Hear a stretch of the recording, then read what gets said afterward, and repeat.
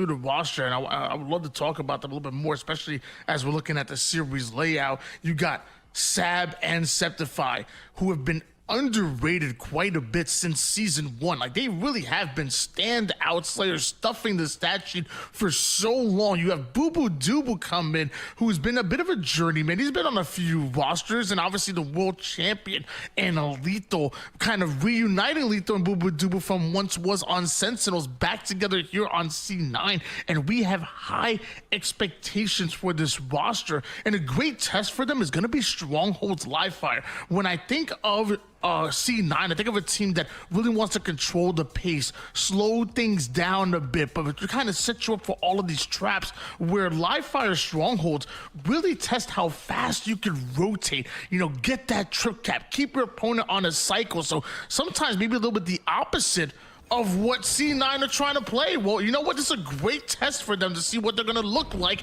here in game 1. Yeah, 2 players to really keep your eye on in this match going to be Septify and Boo Boo Doobu for the rotations that they're going to hit, right? It's so important for them just to be one step ahead, be hitting on those rotations. Okay, well, Septify already hit the first one. Let's hit the second. Ladies and gentlemen, that's how you start off a tournament right there, worth the wait, as C Halo Goons end up going multiple down, but Septify, he's not done. He's grinding forward, and now a perfectly timed collapse. Sab perfectly on that flank, able to just put the timing to work. And what's so great about watching professionals play is how they're able to minimize their workload and, you know, in special ways. It's timing, really, that it comes down to. Sab, Boo Boo, Lethal, Septify, these guys understand where the openings are going to be on the map and how to make the most of them. But low-key chaos, nice kill there to take down the sniper, and unfortunately just did not get his turn with it. Although he was able to take down one, couldn't take down multiple, and eventually Cloud9 take back control, take back that trip cap, and now it's Lethal flying in with this sniper. See, Halo Goons may have one, but it takes 2 to tango, and they're about to lose that one as well.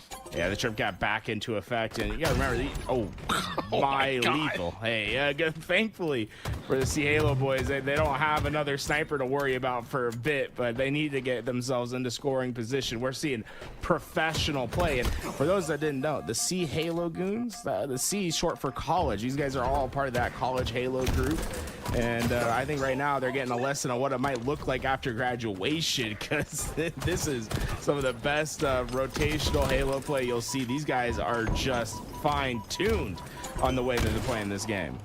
But to be honest with you, I feel like it's actually valuable practice here for C Halo Goons. Like, I'll play with my buddies who are high Onyx players and whatnot, and I'm struggling just to stay alive on the map.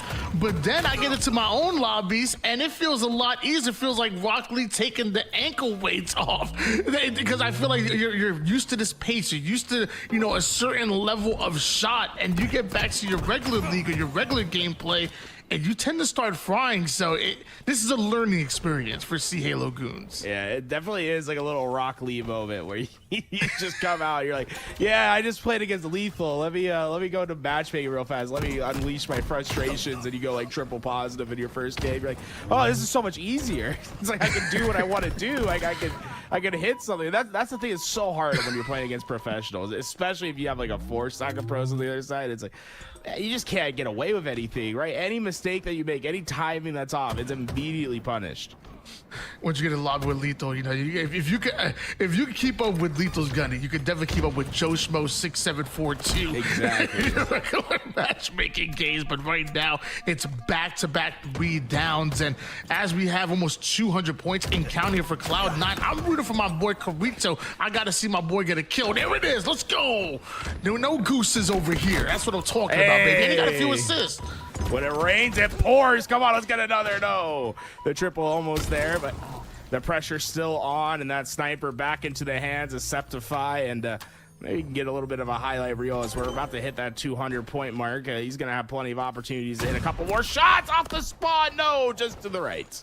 Pushing forward here, but as one player goes down, he's looking for the second. Beautiful, as he lines that up, a full squad wipe, over 200 points. Could this be it? Yeah, all the players spawning over at A. That cheeky angle not going to be enough off the air, not gonna be able to hit the head, but the damage is in, and it looks like the shutout, the perfect game, is still on board for Cloud9. And oh no, he's got all their backs towards him. It's just shooting fish in a barrel for Septify, but a spawner came from behind, and they're able to at least get one. Corrido, though, not able to win that fight at A, and the scoring will continue for Cloud9. No fish in that barrel, just a bunch of college Halo goons coming out of there. But as they take Charlie, somehow Cloud9 are able to take both Alpha and Bravo. We do see a last-ditch effort. Somehow Dogbear has to stay alive here toward the back green side, but easier said than done when Cloud9 are flying at you. Oh, come on. Boo-boo. You can at least let the guy get the hill there. That was College Halo's best chance. And then Boo Boo Doo came in weak and just demolished with the pistol to keep the perfect game on board. Now, I saw someone in chat say, you think C Halo Goons having a good time? I promise you they're having a great time. I'm not going to lie. When you go up early rounds against professional players, it's like you know what to expect. It's more just like, hey, can I get an outgun? Can I piv someone real fast? Can I get a reversal on lethal? You know, it's like you get to put it on your mantle after. It's like you hit a nice little 5-shot on lethal, you take the screenshot, boom, right on the fridge. You know, that's what these early rounds are for. Yeah, if I'm C Halo Goons, I am clipping that moment. I'm gonna crop out the scoreboard. There's been no scoreboard, no stats, just the one piv that I got, which, mind you, he was probably half shields, and I'm just calling it a piv, by the way. And that's going on TikTok. How I destroyed a world champion. Yeah, I had my buddies that I LAN with all the time. They played against Optic Gaming early in a round one time, and they got a point on the Stronghold. I'd never seen a team more excited about getting a point on Optic Gaming before. They were downright ecstatic about it. I think Lucid almost had the craziest overkill on them too, dude. It was whew. Just report as a win for you guys. Nobody needs to know. We get a little glimpse of the chat, bro. At one point, it was like, that was not a part of the plan. Lethal comes in and says, hey, you know what? Report as a win. We good. Guys, that was not the agreement. Good old Lethal always there to josh around. We go into game 2. This is going to be on Origin, the map all the way back from Halo 5, making its return and quickly becoming a fan favorite with many. Yeah, I mean, and I'm actually, to be honest with you, I'm a little surprised here. You know, maybe Halo 5 wasn't the most popular Halo there was. I know I'm a huge fan of Halo 5, and I know you are too, but it got some mixed signals a little bit. Maybe another, just like this Cloud9 roster, also a bit underrated. Well, Origin comes in Halo Infinite, and even people who have never played Halo 5 before are singing its praise. I'm like, great, I'm happy that you enjoy it. Now, why didn't you play Halo 5 and give it a chance? Right. Hey, it is the 10-year anniversary of Halo 5 coming up. I saw Tashi put in the blog that they're gonna have some panels, and I'm gonna have to carve out some time at Worlds to go sit down and ask my questions, like Halo 5 on PC when? Come on, bro. You know what I say? Hey, tell me, what if year 5 we just go, hey, we have one more year to the new game, we're gonna release Halo 5 on PC and we're gonna play. Dude, I think there might be a riot if we did that, but I mean, to be honest with you, I want to play all the Halo campaigns, and I don't have an Xbox, so I can't play the Halo 5 campaign, which, I know there's some mixed signals about that as well. But to me, it sounded interesting when my boy was explaining that. I was like, I played so much Halo 5, never played the campaign. Be honest with you, I'm a fake fan. Never played the Halo 5 campaign. No, I should say I played the first level. That's it. First level of the Halo 5 game. Dude, that's the like like 5 minutes of gameplay. You gotta see the cutscene of them all coming out like the Avengers, bro. Hey, I like that. The trailer was sick, but now we got some more gameplay on screen here. It may not be campaign, but it is a bit of multiplayer, and Dogbear willing to fight for this sniper over on the pyramid side, grabs a hold of it, almost gets the body shot onto Lethal, but now surrounded, especially with Sab and Rockets. Ain't no way you coming out alive on that one. Honestly, Sab did what was necessary, because Dogbear picked up that sniper, and that's not a Cloud9 skin on that sniper. You know what I'm saying? Like, we gotta be better. You're in the Cloud9 tournament. I better be seeing those weapon skins change. I don't think that's how it works. Just because you're playing the C9 tour doesn't mean you have to have the C9 skin, but you would look better, and ultimately you would feel better, and that means you would aim better if you did have it. Right now, Cloud9 starting off with a 9-2 run. My gosh. Trying to get the angle, not quite able to have the shot land. It's Chaos that's able to find that kill, but not staying alive for much longer as those players from Snipe side laser. And oh, what an aggressive reach out from Boo Boo Doo as he's able to find that first, and Cloud9 able to basically evict everyone from that sniper side just for a second. That was a momentary 3 down for Cloud9. An opportunity for Halo Goons to show us what they're made of. But the first pick goes onto low-key Chaos, and that may just be the first domino to fall here. Because you see Cloud9 getting awfully aggressive toward the catwalk side, but forced to retreat. And what was that melee? Come on, Sab, lock it in. Sab able to recover and going up the lift. All the confidence in the world. Nades himself. Okay, Sab, we'll see what... Oh, Good Tony. Moment of silence. Perfect shots from Lethal over at the pyramid as the chaos for Halo is continuing on. The professionals taking a substantial lead against the college players. And on top of that, you know, Cloud9 honestly ain't playing perfect Halo themselves. We've seen a couple missed shots, uncharacteristic, like a missed melee here and there, but still, you're just seeing raw skill, raw firepower coming out of the C9 roster, and it is just too much here for Halo Goons. 23-11. It's gonna get worse from here. Ooh, Boo Doo is about to show off something in his arsenal there. You saw him getting ready for some sort of skill jump.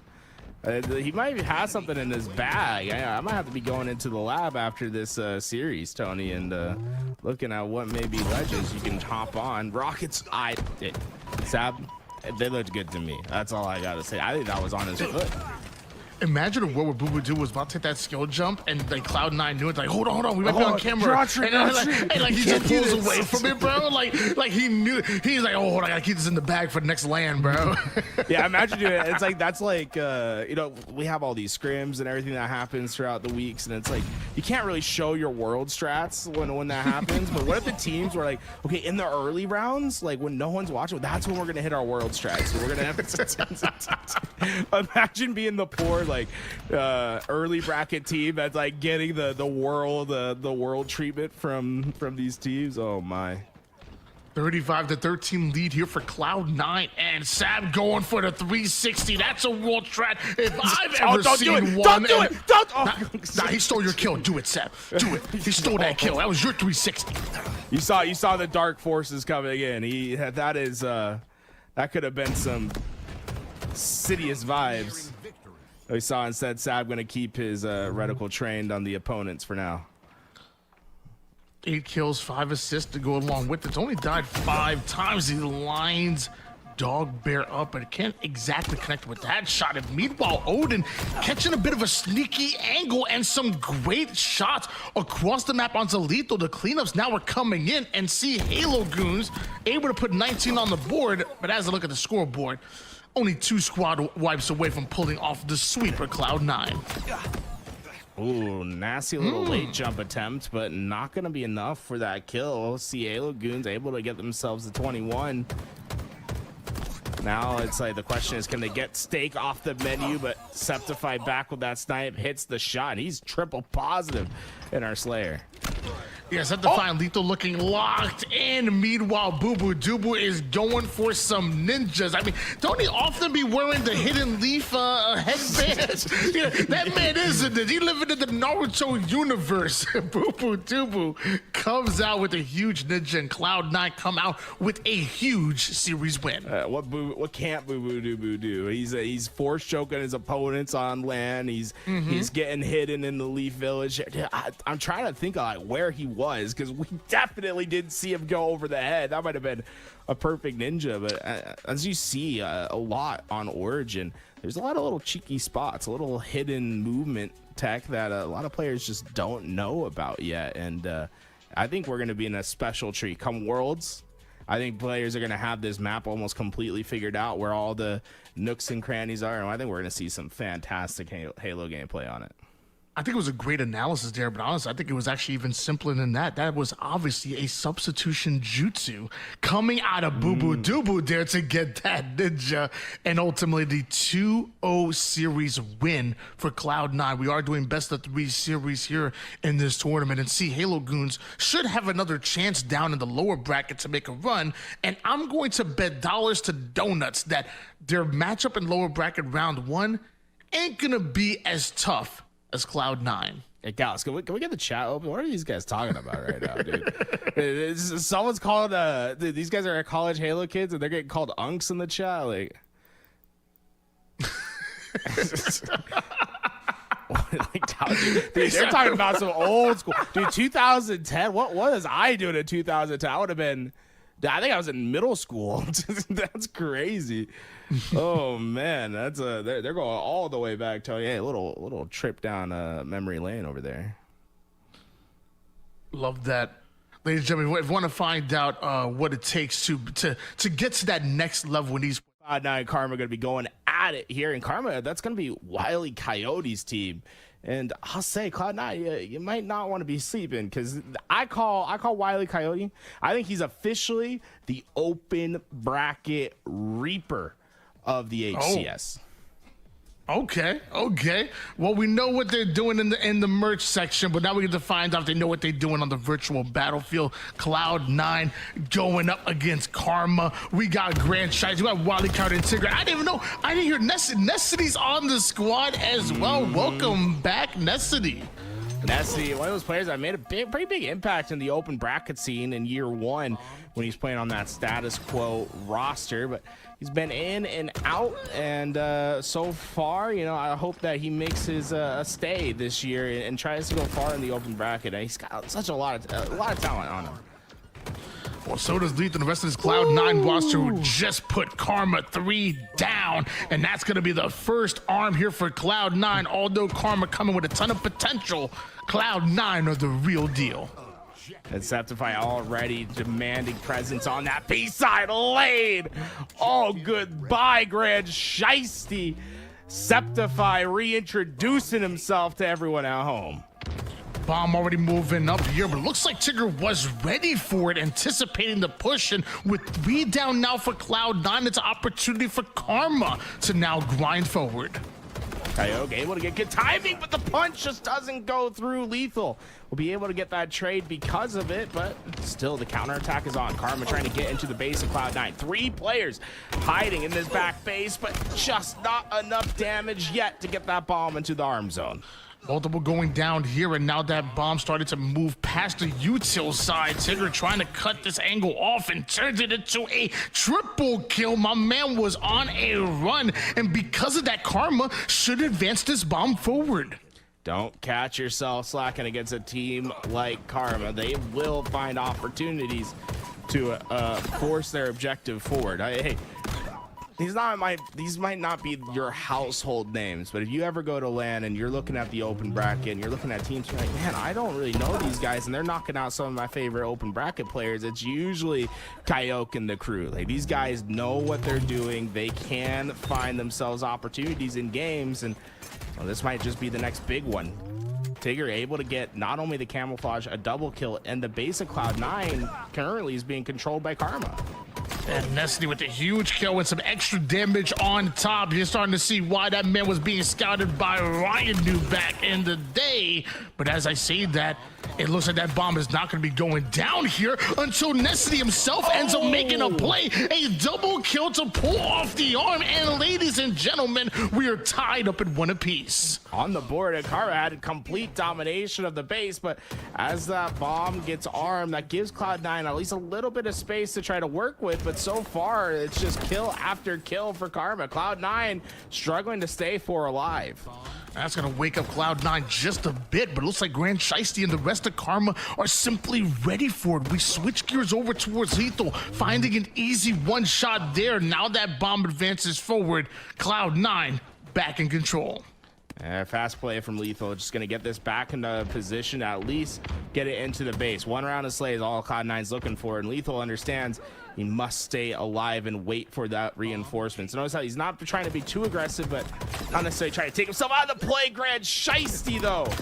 Nice shots from across the map will equalize the numbers, and Coyote not wasting any time, but maybe a little too fast for himself. Left the bomb behind. Felt like that bomb was being used by bait by Lethal and Cloud9, but Karma still somehow find a way to slay them out and advance that bomb towards the util side. But it looks like Cloud9 are right back on the ball, and they are winning their pivs. 3 going down. Camouflage going to be coming up relatively soon as well. So Cloud9 has the opportunity to grab this camo and move that bomb forward. Must stay alive, Sab. Hidden and great awareness, stays into the fight. That will be perfect arms, and that's going to be the difference between your Cloud9 team and, you know, these teams that are better in this bracket that are, you know, a little bit less established, is how clean their efforts can be, right? When Cloud9 scores, it's going to be almost dominant in the way they did it. Whereas Karma, they had to overslay 3-4 times in that base, had to have complete control to get their opportunity. And Sab still having max value out of that camouflage, just now running out here, and you still have that bomb kind of trapped in Karma's base at the moment. Boo Boo Dubu wanting to advance it forward, but knows he needs another slay or two. So Nade's going down, and Tigger's getting aggressive. Perfect shots into the killing spree, and that player was one shot. I don't think you needed the stick there, Boo Boo. Hey, sometimes we go for this style, Boo Boo Dubu. I see you, you know, and trying to throw that fastball. Unfortunately, a little change-up could have been needed there. Oh, nice damage. That noob combo comes around the corner, and Lethal is just ripping them apart. One shot in the back base, trying to hold him off, and he will triple kill. Necessity, the only one alive as Grand Shiesty comes off spawn. And with that triple kill, you're going to see the constant pressure being put down by Cloud9, but it's Karma that are able to clear out their base. Septify tries to push that bomb in, but Karma defense looking tough.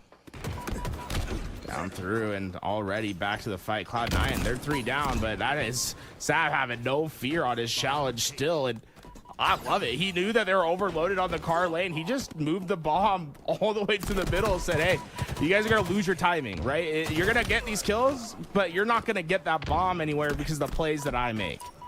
Camouflage about to come up here. It looks like Lethal and Cloud9 favoring that top mid control. But as I say, that Tigger with a huge back smack forced back, but that's just a distraction for Wily Coyote to come in and get involved. It's Cloud9 to go 3 down. It's Cloud9 that gets squad wiped. This is going to be camo and bomb for Karma.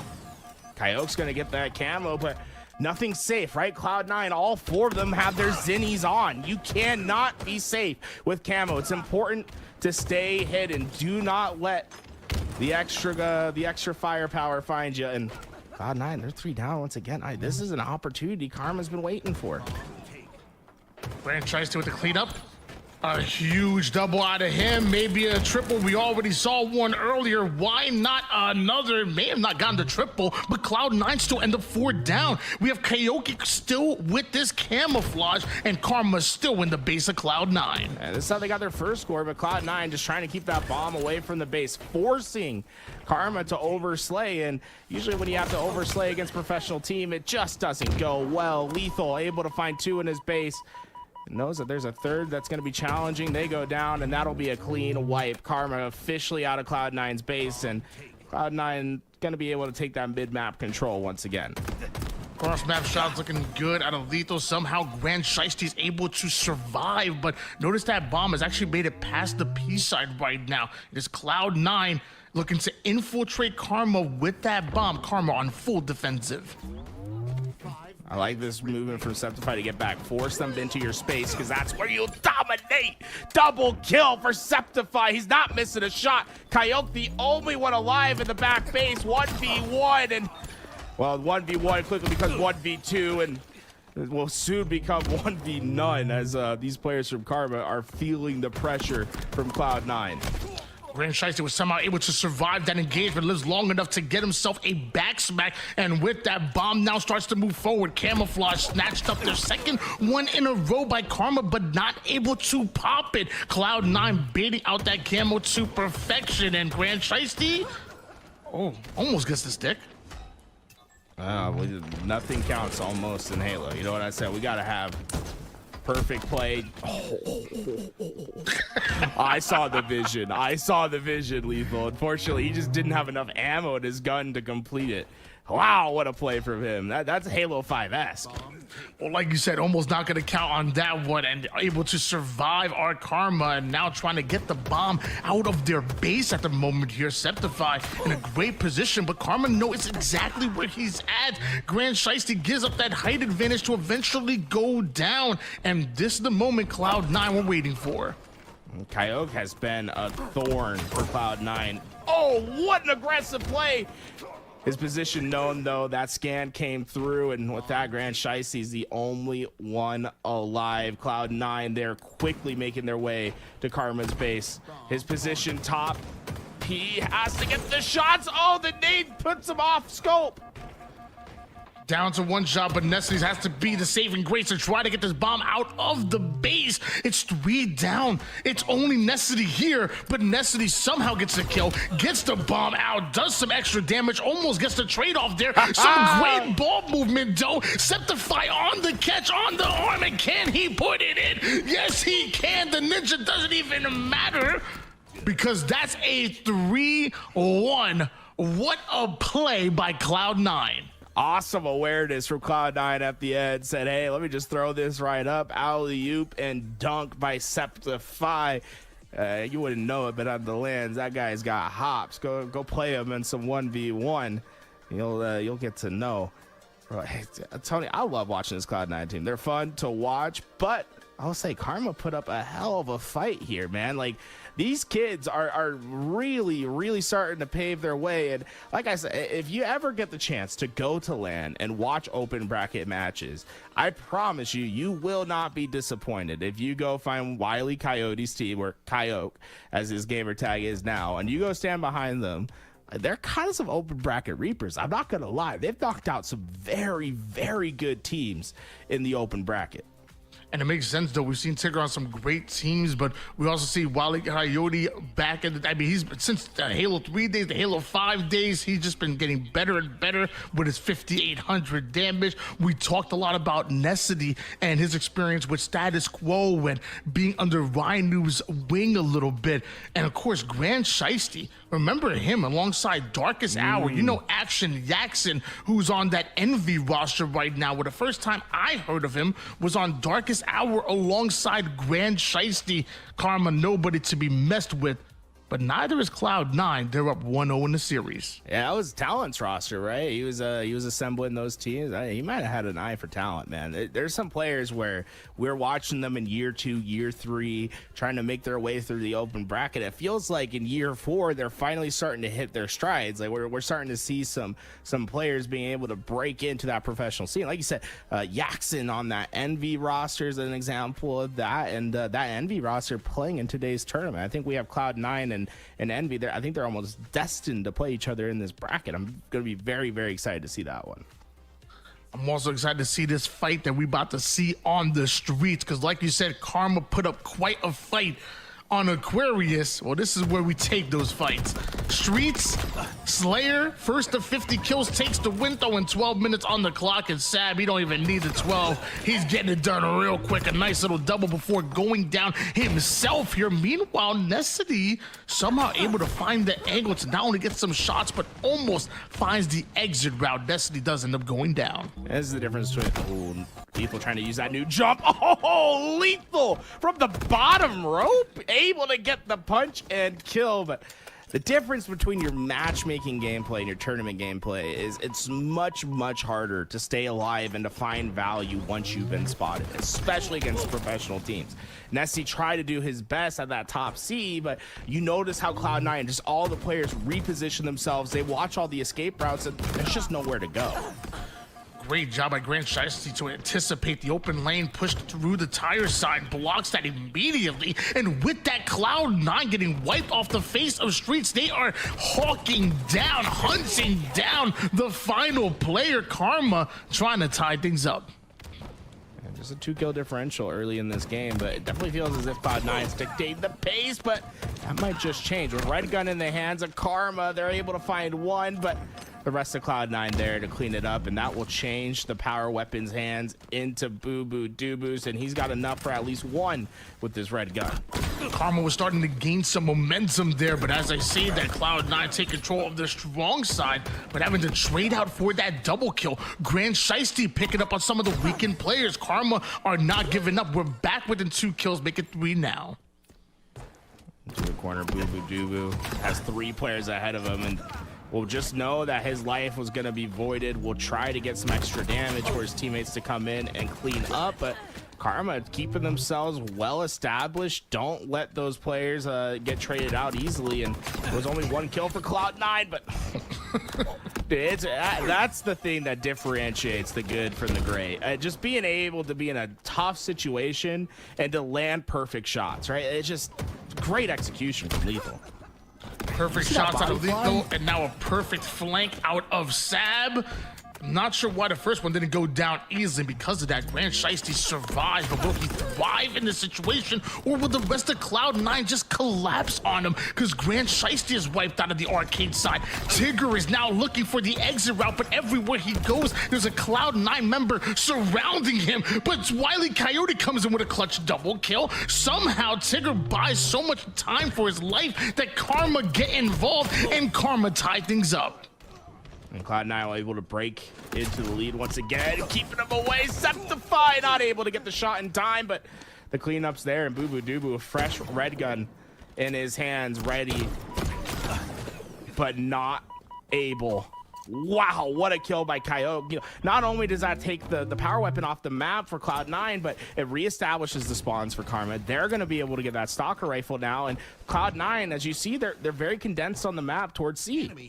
Cloud9 known for playing up to their competition, but how many times have we said it? Do not sleep on Karma. Well, it looks like Lethal and Sab are gonna wake up here, and my gosh, Lethal, an absolute animal. 1 shot, no business surviving that engagement. Not only gets a kill on the red side, able to follow it up with some kills over towards Commando. Sab now has a flank up because of the distraction that Lethal is able to create. Cloud9 firing on all cylinders, and don't they say the Slayer started at the 30 kill mark? Well, Cloud9 are here. Now, sometimes you get a kill, it's like momentum changing. Not only does your team get a boost from it, but you almost demoralize the other side. Say, wow, how do I die like that? And I think that's when you're going to start to see a big change in this Slayer game. Cloud9 not only were able to get control of the map, but now a camouflage in the hands of one of the best to ever do it, Boo Boo Doo-Boo. Only able to find 2, but you have to imagine the damage is done. What was such a tight game is now a 6-kill differential.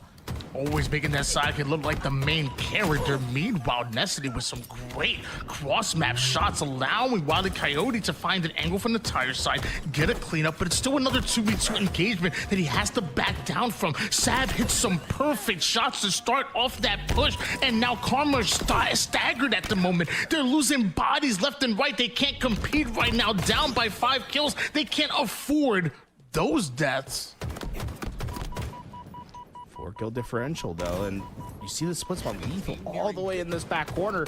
He was able to find one. Necessity able to get that trade, but just able, and the damage is done. Those players from Cloud9 able to break out, gain some spacing, and more importantly, clean up those kills. Karma not able to cut into this deficit, and Cloud9 just making this so tough for them. 42-38 lead here. Cloud9 somehow still having control. Every answer that Karma's been able to come up with, somehow Cloud9 find a counter answer. 3 members of Cloud9 now favoring the strong side, which is exactly where Karma's at, but Cloud9 are willing to fight, forcing both players, the only 2 remaining players, back from Karma over towards the mid side, which is exactly where Cloud9 wanted them. It was a perfect play by C9. You saw how Sab went and took that challenge. He checks all the unknown information. He doesn't just assume where those players are, minimizes his risk by checking all those corners, and had the trust that his teammates were going to clean up those gaps that he couldn't look at. It's not special by any means, but it's clean. And Cloud9, they'll find their finish 50-40, able to outpace Karma at the end and continue on in our bracket here today. Well, speaking of clean, not only was that play clean, but so was that game, and so is this series, because it is swept up on Cloud9's way of moving to round number 3. That was corny, wasn't it? Tools, I'm sorry. I'm embarrassing you. No, it just reminded me because, like you're talking about clean, you know, you've had, you play a lot of Halo, right, Tony? I mean, I think. Ladies and gentlemen, time once again for Domination, your $5,000 open. And we got to find out who's going to be playing against Cloud9 in that round 3. So we're going to check out some amazing action. The series is already up 1-0 in favor of Scanty Warriors over Forsaken. But we know Forsaken have a lot of gas in the tank. There's a very high possibility that we see a game 3 here. Yeah, a lot of talent, a lot of talent between both these teams. So I wouldn't say it's going to be a guaranteed 2-0. In fact, I would almost lean saying that we're probably going to see a game 3. One of my favorite players in the open bracket scene in this game, furiously famous for his little pop-offs in Halo 5. Remember the student gamer athlete days? I think to me one of the most iconic pop-offs in the Halo 5 era. Definitely one of the more well-known ones. He was famous for that one, but about to be famous for his podcast. Meanwhile, Echo's about to be famous for styling on Team Forsaken at the moment here. Echo's formerly known as Spar. I was casting this dude back in SWAT tournaments in Halo 5, and look at him now. 3-1. No assists just yet, but he'll get there. Definitely a fantastic player. One of the other players to really know. K9 with this camouflage, gonna try to do his best. Oh, nice double kill, flicks up, able to get that one, and the kills are starting to roll in for Scanty Warriors. Ambition too, another player to talk about in this lobby. He's a mouse and keyboard phenom, one of the best mouse and keyboard players in North America. I feel like I'm the only controller player in the world who hates controller. Like I am so jealous that I don't play mouse and keyboard. It looks so much more fun. For sure, right? It is. It looks so much more fun, and I want to learn it, but it's like, dude, the amount of hours and years I gotta put in to get there, bro. I wish I played on it. Meanwhile, I'm wishing Flores hit some more shots like that. My gosh, that was nice. What if it's your unlock though? You know, it's like you haven't taken the leap, and it's like, really, you're just like an average controller player, but you'd be god tier with the mouse and keyboard. And I feel like I would be. You haven't given the jump yet, you know? It's like maybe you'll become better. I'm not even joking. I feel like I'd be a better mouse and keyboard player than I would be actually a controller player. But one of these days, I'm gonna rearrange my desk and I'm gonna do it. I'm gonna fucking do it. You see, my only problem is I don't like to mix work and pleasure. So for me, you know, that keyboard is there to type emails. You know, it's like it's there to be productive. If I'm using it for gaming, you know, how many bridges can we cross? I'm actually the reverse way. I have one of those like Xbox controller like text pads from back in the day. I write emails with that. You can't admit to that, Tony. That means you're saying some wild stuff on the. I'm typing with the big 17-15 lead in favor of Forsaken at the moment. K95's getting yet another camouflage for Scanty Warriors, but a one-shot zoom ends up taking them down. And hold on, Ambition and the crew still on the attack. Zoom gonna be trot out. That nade though was good enough. It hit the cankle, and with that's gonna really slow down Scanty Warriors' push. But from the back line, K9 trying to rip them apart. He's lost like a puppy in the shroud screen. There was nothing to see, just chasing his own tail. And eventually the players come from behind, and Forsaken is able to recover in a pretty dire situation. K9 not able to 5 Furiously, and Furiously and the rest of the team Forsaken making them pay a 2-kill advantage, the bait and switch, but somehow able to pull out of that situation. Chaos getting awfully aggressive there and ends up going down because of it. That's a 3 down for Scanty Warriors, and Forsaken have taken control. That's a couple times now where Team Forsaken have been able to get a couple crucial kills in close quarters engagements. Really starting to maximize the space that they have and use it to gain kills. 28-23 Team Forsaken. I mean, this is the biggest lead we've seen in the game yet. Switching gears over towards Kruvu, 11-5 right now. Stalker in the front pocket here, Bandit in the back. Meanwhile, active camouflage coming up, and that Stalker, along with his positioning by Forsaken, gonna be fantastic for attacking the mid-map as Team Forsaken now surrounding the remaining players from Scanty Warriors. Chaos, the only player that remains. Can he bait out this camouflage and stay alive? Here comes the Shroud. Heads up play by Forsaken. Trying to get out though, won't be able to. Chaos, great timing to not only find one, but two with the camouflage in tow. A big swing for Scanty Warriors right when they needed it. This game could have been gone if they let that camo get away and have impact. Instead, they have a chance here, and Scanty Forsaken, they're going to be meeting at the back of A. It looks like a triple push out of Scanty Warriors, if not all four players driving through the purple side and right over toward that back PD. A couple of shots go down, a trade out in lives, a flank seemingly out of nowhere. It's gonna be huge for Team Forsaken, maybe devastating for Scanty Warriors, down by 4 kills at the moment, but an absolute dot, I believe you say, of a nade. That was that was across the map too. I can't believe how well placed that nade was, to be honest. And oh, another one that just devastates that player hiding underneath the trash. Switch gears over towards K95s, runs right into the tire side, and a trap for Forsaken that was laid out. Back to a 4-kill game right now. Meanwhile, Echoes and Scanty Warriors trying to slow the game down, but Forsaken are still pushing up. They are still putting down that pressure. Kruvu now with the flank, but doesn't know the Ambition is there. A huge kill by Ambition. Can they win out the rest of these fights? There it is. Man, Ambition plays on that high DPI as well. It could be nauseating sometimes to see him try to get kills, but it's a big advantage in some of those positions, having that mouse and keyboard, being able to flick where you need to. Nice shots from Zoom. 16 and 8 right now is Kruvu. Quite the performance, and we're somehow not done yet. The man can end up with 18 or 19 kills if he plays his cards right, but Glitchy just head on strong right toward the camouflage, ends up giving up his life, but luckily his teammates around him are slaying out. This game not quite over yet, but Team Forsaken just right at that finish line. 2-1 shots ahead of Glitchy, but only able to find one. 49, just 1 kill to go, and I don't know how much Spar can stay alive here. Won't matter. Eventually, Team Forsaken able to find the kill elsewhere, and we go into a game 3. Well, he was able to stay alive there. Can't say the same for the rest of his team that go 3 down on their way to 50 deaths and on our way to a game 3. Quite the fight that we saw on the streets, and also quite the game by Kruvu. I didn't see what the final stat line was, but I know at one point he was like 16 and 8. Even had like 5 or 6 assists to go along with it. What is he? And it ends up 16-9, but 7 assists and a 9.3 KDA. Also got to give a shout out to College Halo's finest and Dalton Zoom Doctor coming in with that 7.0 KDA. 15, 11, 9 assists. That's crazy. 31 kills. Not even counting the assist, but 31 kills out of 2 players in a Slayer is pretty impressive, if you ask me.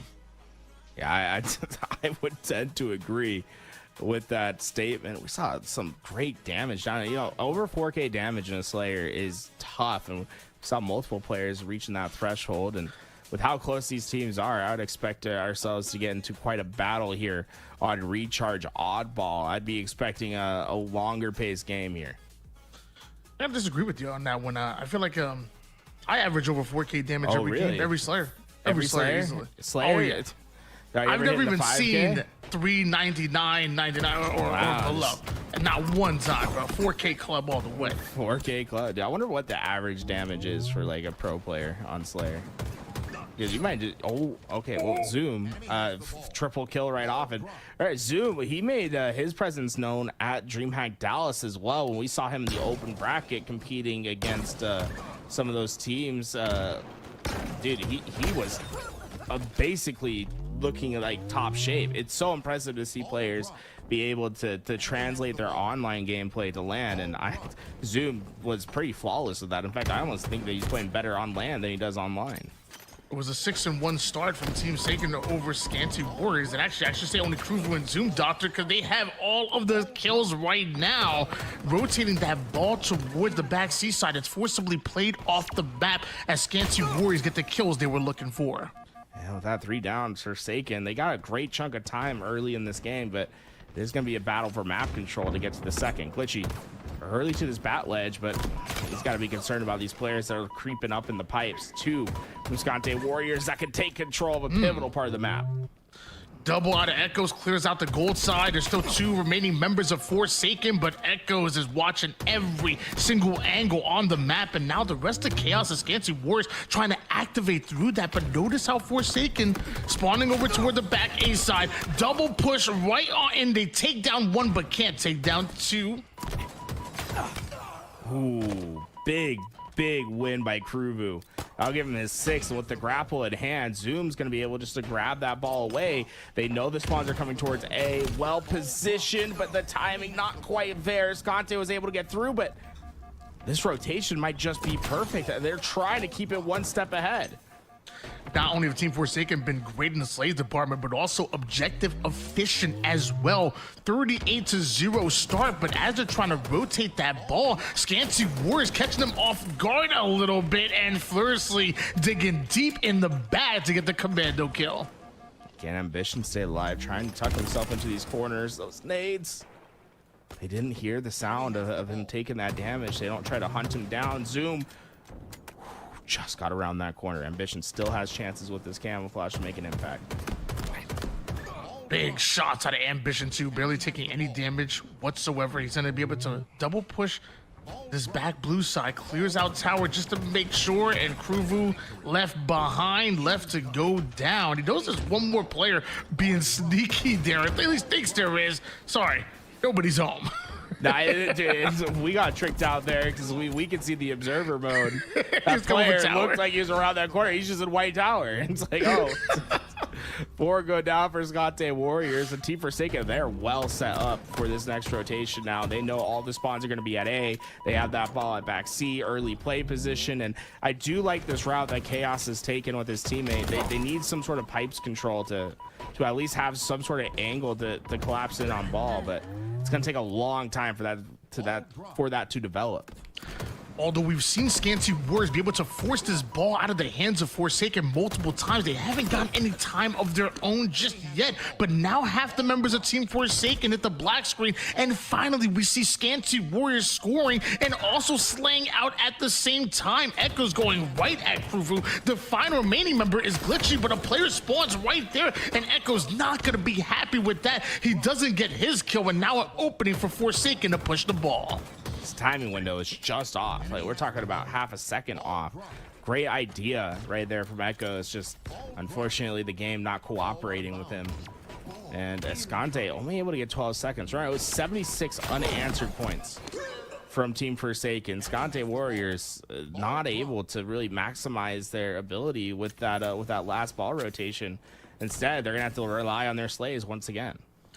Always say you don't got to be great to start, but you got to start to be great. So we see the first 12 seconds going down for Scanty Warriors, and maybe this is what they needed to wake them up. Meanwhile, Fluriously getting assaulted with this camouflage and shot combination, but the drop down and the attack onto K95's masterful. 1 more player onto the gold side, and looks like he knows it, and Chaos knows where he's at as well. A lot of confidence from that challenge from Fluriously. Unfortunately, that shock rifle just not putting up the damage necessary for that kill. So Scante is going to be able to at least get a couple kills here and potentially grab this ball, but that ball just in a very frustrating spot. Despite winning these slay engagements, it's not the easiest one to get to. It takes them quite a bit of time, and they're rotating into a player that's ready and waiting. 76-21 lead in favor of Team Forsaken right now, and Ambition trying to milk every last bit of that ball time before he's forcibly playing it out. And although Chaos able to get the kill, that ball reset now to the other side of the map. Ambition needs to probably not play there and recognize the situation. Team Forsaken was well set up for this ball, but hey, sometimes you know, bad position doesn't matter if you just go out and you win all your gunfights. Team Forsaken, they go 3 down right away, and K9 wasted no time grabbing that ball. This is the most efficient that we've seen Scante yet, and Sue, that's perfect timing. It's just that nade just, I think, blew up mid visor. Some explosive plays coming out of Zoom. Doctor, he's also the Doctor of Pain. Turns it into a double, and ain't nobody around here. Actually, no, it's Scanty Warriors are 3 down. That was a huge play coming out of Zoom, and maybe a game-winning one at that, because Glitchy has now rotated this ball all the way toward the back gold side, and Scanty Warriors right now are nowhere to be found. Oh, one player's going to be able to break in, but I don't think they have enough time. Needs to get to that ball. It's down on the ground, but still a lot more work, and it's just Ambition 2. No, he's out of ammo. Tough way to have to give up that round, but Team Forsaken did really well at positioning themselves at the end of that round 1. They had players that were watching the crosses both at top gold and at A, and then their middle players were playing towards that needles area. What? That's your teammate. No, moment of silence. Moment of freaking silence. Redemption. I think he just forgot, like, what the... he just straight stuck his teammate. Ambition showed us at the end of that round why you should always have a secondary weapon. In the beginning of that round, why you should always check your angles before throwing grenades. Sometimes the mouse and keyboard giveth, and sometimes it taketh away. Right now, 10-10, 3 assists, 23 seconds worth of ball time as well. Meanwhile, Glitchy on screen, a little bit slow on the kill department, but a lot of objective time for him, and he gets to show what he's made of with that shock rifle. I love the fact that we can put skins on our shock rifles now, by the way. Love to see what everyone's been clowning. Dude, you guys don't even want to see my needler. I wish there was a needler for me to show it off on rings. My needler be chromed out now, Tony. I bet you pick the needler and Argyle all the time, bro. Oh my gosh, K95's nasty.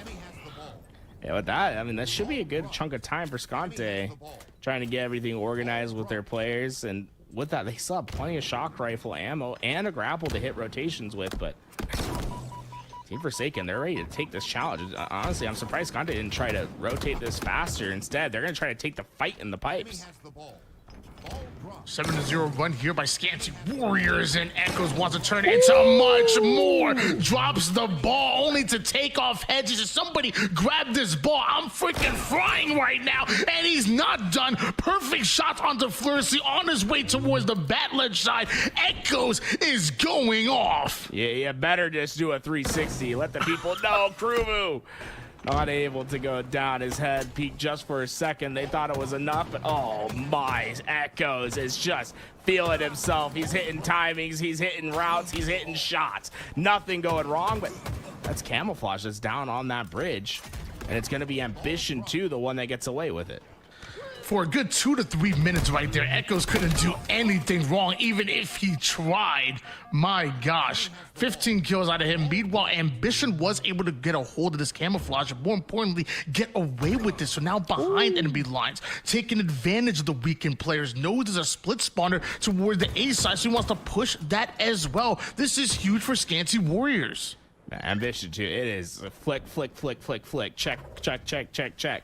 With his mouse and keyboard, there is nothing smooth about this. It is all reaction for him, and it's crazy that he can hit shots with such a high accuracy. I mean, with the high accuracy that he has, with how high his DPI and sensitivity is. He's not done. Nice little double kill out of him before going down, but now the rest of his team want to get activated through that. Echoes with the perfect 5 shots leads to a squad wipe for Forsaken, who now they're the ones who haven't scored a single point in halfway through the round. Yeah, it's a bit surprising. Oh, zoom, yo, if you would have been scoped it. Oh my, Echoes! The shock rifle continues to plague Team Forsaken. Echoes is popping out. He just got another one on Glitchy across the map. What can Echoes not? Oh, I thought he was gonna hit that one too. Furiously able to put down Echoes and stop his reign of terror. Something tells me the Echoes wants the shock rifle on some more HCS maps. This man is absolutely frying with it, but somehow it's still Scanty Warriors the one. They go 3 members down, and Forsaken have the ball in their sights, but Echoes just hiding behind that corner perfectly, and now Flourishly showing what he can do with it. Wasn't this weapon nerfed? Right? These guys are hitting it like, I don't even see pros hitting shots like these. Furiously and Echoes having their back-to-back rampages with that weapon. And Furiously prime position to feast upon these players. They just can't do anything about it. Nade goes too far, and he thought he had the exit route, but really it was the nade that cut him off. 65-3 lead here for Scanty Warriors at the moment. Quite the uphill battle that Team Forsaken have to climb their way out of. Meanwhile, Chaos curve sliding his way into some more action. That grenade makes that rotation so much harder than it should have been for Forsaken, but somehow they're able to turn the corner. A bit of an ego chow coming out of Kruvu. He goes down because of it, and ball forced off the map. Kruvu, if he would have got that kill on Ambition, that kind of would have been crazy. Well, that's where the mouse and keyboard really comes into play there, right? So Kruvu's hitting that curb slide to try to play basically past that player's reticle and force them to readjust.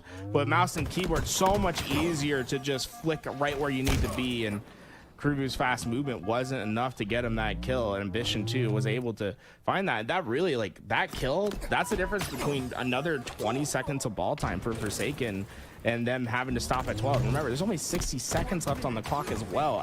If I'm Scante, I'm thinking more about playing time for the rest of this round. I don't even think about picking up that ball.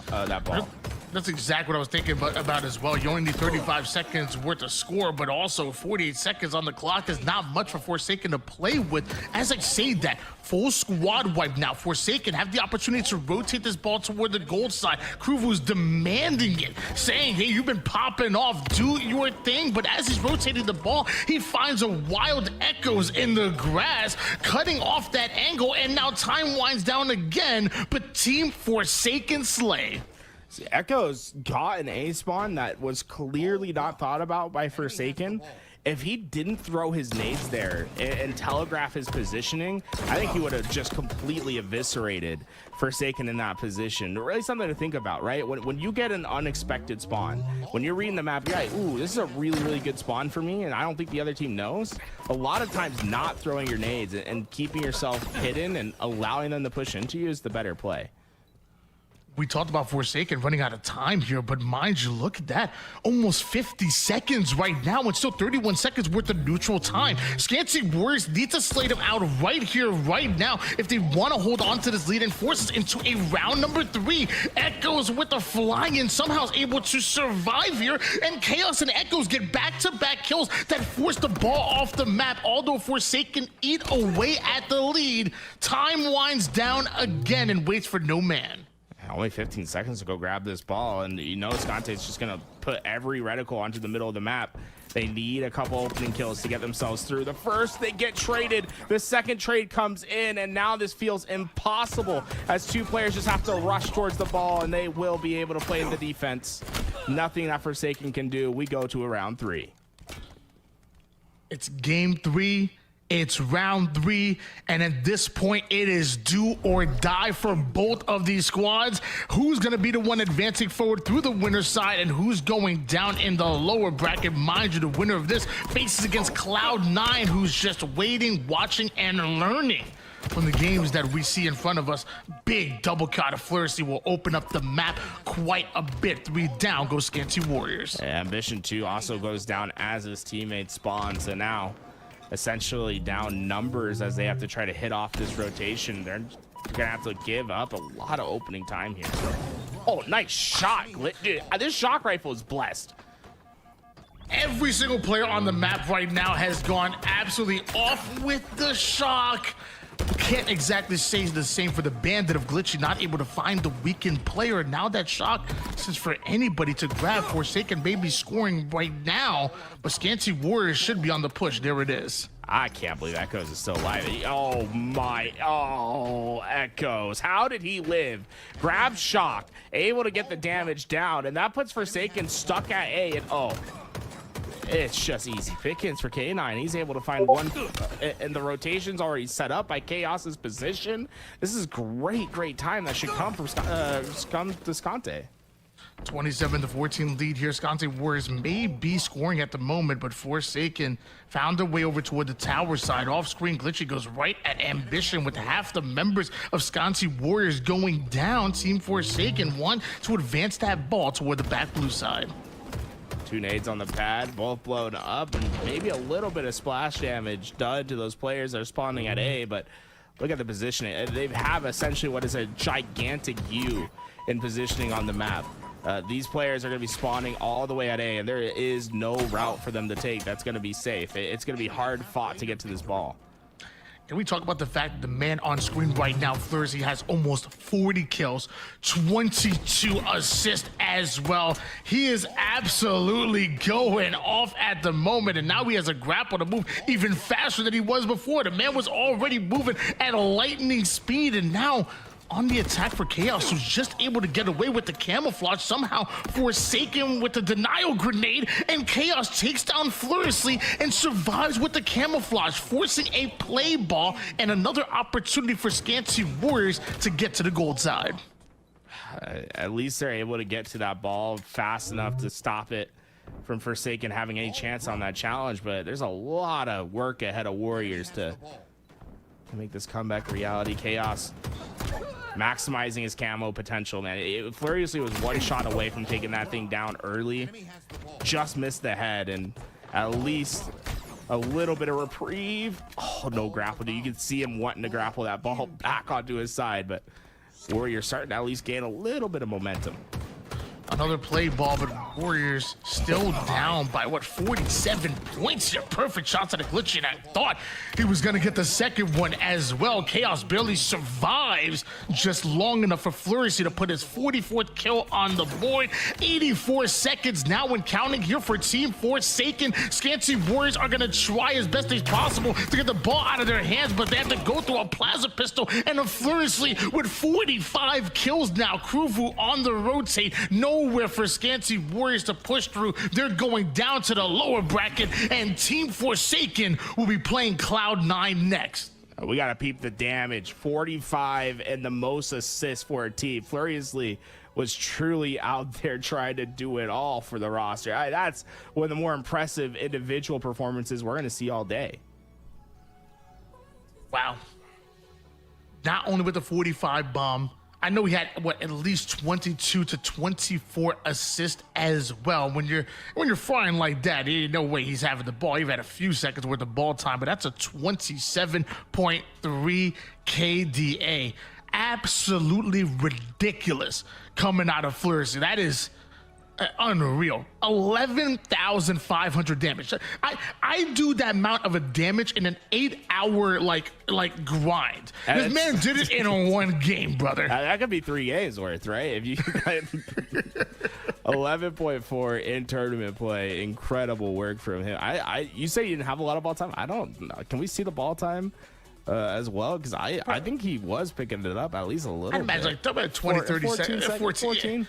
Yeah, well, yeah, you had to bring it up. Yeah, you had to bring it up, Tools. Hey, no, he got an important rotation in. You know what I say? He's game-winning plays. Game-winning plays. Also makes Crew like a lot more impressive as well. As he had a ton of ball time as well as, I mean, you went 34 kills. He had 95 seconds of ball time. Ooh, Crew doing a lot for his team. Him and Furiously combined for a ton of damage. Zoom and Glitchy being very effective for their team, and now have the pleasure of having Cloud9 in their way, right? They've gotten this far through the tournament. This is going to be a big match coming up for them. And you already know Forsaken going wild in the chats. They're all active. The content creators, the owners. Shout out to my boy Freeze. You already know he always doing this thing. But on top of that, C9 are here as well. And they're also the next opponents for Forsaken. And Cloud9 versus Forsaken is going to be another best of 3 series here. $5,000 on the line. It's your Domination Tournament. When we come back from our break, we're going to have these two Titans going at it. We are back with Domination, your $5,000 open, and we have another matchup for you guys. I believe it's going to be Cloud9 going up against Forsaken coming up next.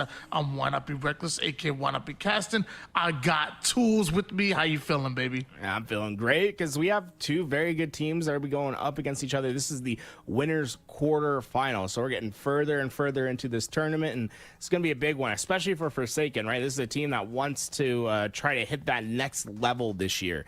Cloud9 is a team that basically is going to be a gatekeeper for them and tell them, hey, like, you're not ready yet. So being able to come in, potentially take a series off Cloud9, that'd be a big feather in the cap of Forsaken.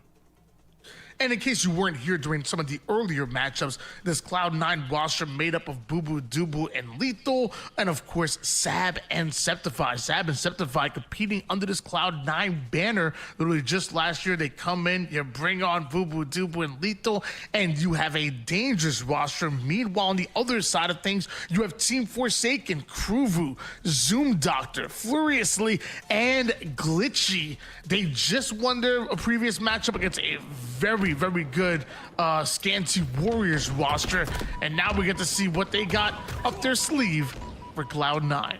Already Lethal just being patient over at C. Knows that there's multiple players taking him, trying to challenge him, but he's just trying to buy time for Sab to get into this fight and to finish off these kills. Sab, wow, talk about movement making a big impact there. It's not flashy, but the way that he slowed his pace down made all the difference. Double cap is in here for Cloud9, but for how long have we seen Team Forsaken have their eyes set on Charlie? As Charlie changes hands, so does Alpha. Cloud9 hold on to the double cap.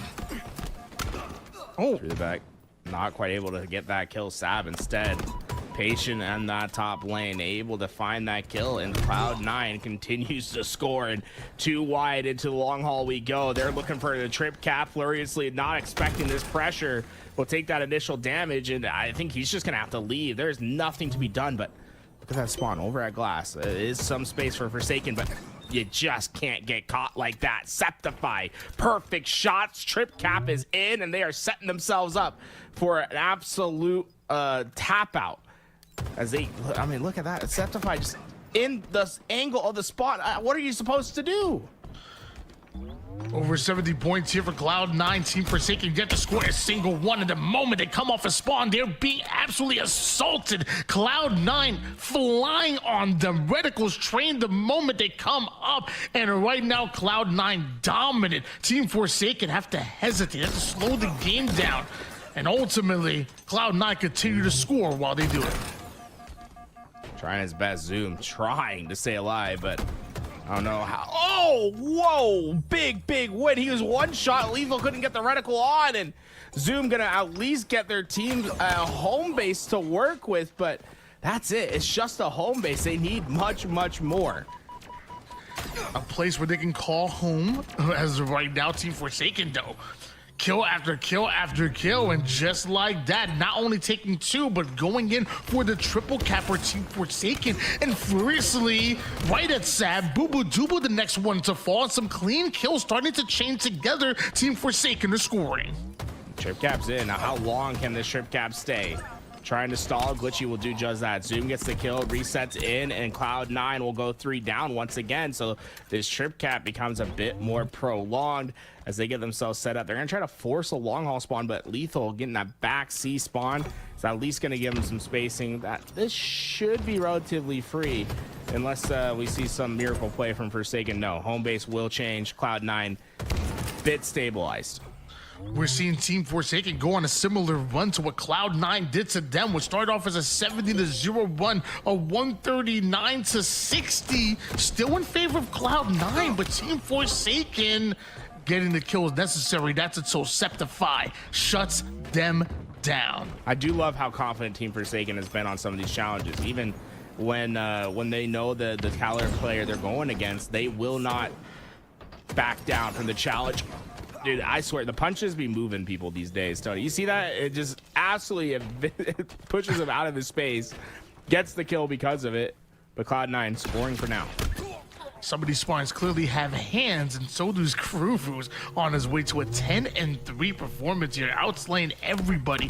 in the lobby and not only taking Charlie, but also having some cross-map shots at the same exact time. Is this blow to try to take down the tower player, which is going to be Septified, hits the black screen here. Lethal finds himself out in no man's land, but luckily Boo Boo Dubu has his back, and look at all the carnage. Bodies are hitting the floor. 3 players went down. Kruvu, the only one alive, will try to keep his space at white, but I like this from Boo Boo Dubu, right? He could have pushed into A, but being cautious instead, we'll try to go for the guaranteed kills, and he's getting those just like that. Perfect play from Boo Boo Dubu. That's going to allow them to eventually get back into A, and this could be another trip cap situation quickly for Cloud9. 200 points and counting. There's the trip cap you were talking about, and it's gonna go from bad to worse because not only is the trip cap locked in right now, but the spawning players of Forsaken are split, and Boo Boo Dubu on the attack. A killing spree being earned. Septify now with the shock. This could be it. You're maybe going after one, but right now Cloud9 are thinking 2, if not 3 steps ahead. Septify with a one-shot player in front of him, gonna absolutely obliterate him with that grenade. Alpha changes hands once again. The trip cap may have been stopped, but Cloud9 are still scoring. Septify did a great job playing off damage there, right? It's going to be so natural to close space. Instead, like, if they don't get damage on you, there's no reason to close the space. You can keep your distance, win your fights, win the game.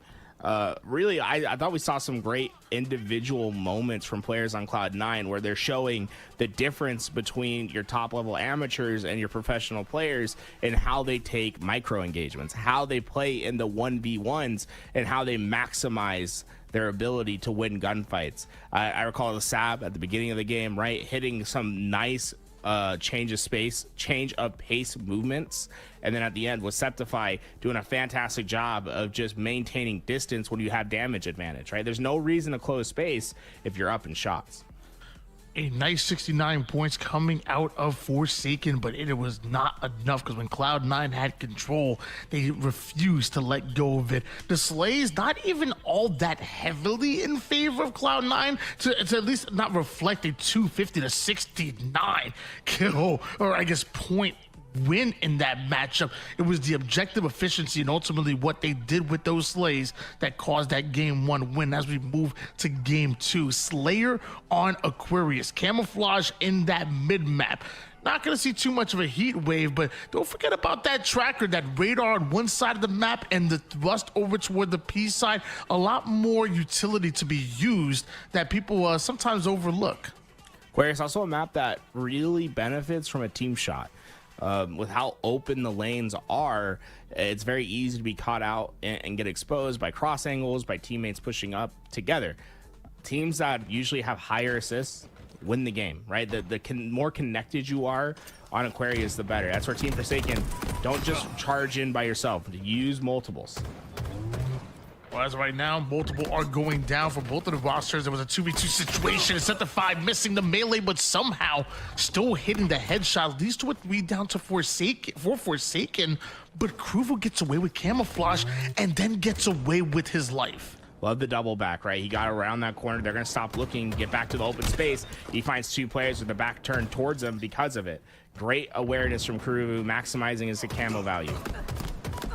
He was actually pretty decent in that game number 1 as far as stat-wise, and starting off pretty well here. 3 of the team's 6 kills, but eventually Kruvu goes down. We switch over towards Glitchy in a 1v1 of his own, making a 1v2. Does enough damage onto Septify to be hunted down. A big cleanup out of Fluriously, some extra damage on top, but somehow Cloud9 continue to hold on to a 2-kill advantage. A very chaotic beginning of this game as well. We're seeing hyper-aggressive plays from both sides.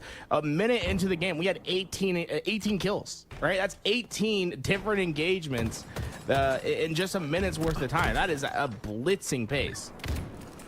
Lethal 7-2. You saw the 7th kill, a beautiful grenade, maybe biting off a bit more than he could chew there, because that's what Forsaken were looking for, an opening for them to ultimately double push, and right from one util to another. Glitchy runs into Septify, a trade out ultimately in lives, but somehow Forsaken bring us back within 3, maybe 2 kills soon. Cloud9 able to gain that lead, but they are stuck in this back base. If Forsaken can coordinate their way through, they should be able to outmuscle Cloud9. Oh, Sab. Oh, what a flank from Sab. He caught 2 players. That is just going to be backbreaking. Forsaken had them all trapped, but the timing just off. Gave Sab a moment, and he is maximizing his moment. Look at him. He is unstoppable. He's Sab still going. and Cloud9 take back the lead. The double leads to the killing spree, and also activate Septify with this camouflage. Just one more player toward the back base who causes a spawning player next to him. Can Septify deal with both? Apparently not. Kruvu and Glitchy clear out the back blue. Sometimes I really wanted to keep that pacing up. Unfortunately, his teammates were just not close enough, and those little mistakes can open up opportunities. Team Forsaken able to get out of that base now and start to see this game at least slow down a little bit until Septify, that first player down, just spawns up and sprints at Team Forsaken. He is wanting the engagements. I mean, already 14 in just the kills, deaths, 7 and 7. Add another 5 assists to that. He's almost hitting 20 engagements early in this game. 27-22 lead here for Cloud9. We're seeing Boo Boo Doo Boo and the rest of Cloud9 really favor this P side. He see the weakened player and they pounce on him almost immediately. The thrust back. Somehow Boo Boo Doo Boo is gonna survive here. And look at Septify covering his back, puts his body as a shield. Zoom can only hope to trade out his life, but he won't even get that. They continue to funnel in Do Forsaken, and eventually Cloud9 alleviates some of that pressure. It's a 5-kill advantage, but here come Forsaken.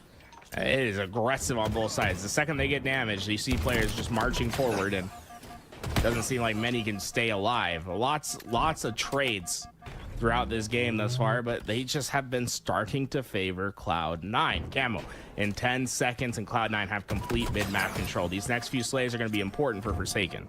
And Cloud9 favoring to actually just stay on the 50% portion of the map for the most part. Back-to-back kills though for Forsaken. Right as Camouflage is coming up, Flurcy gonna steal this one away.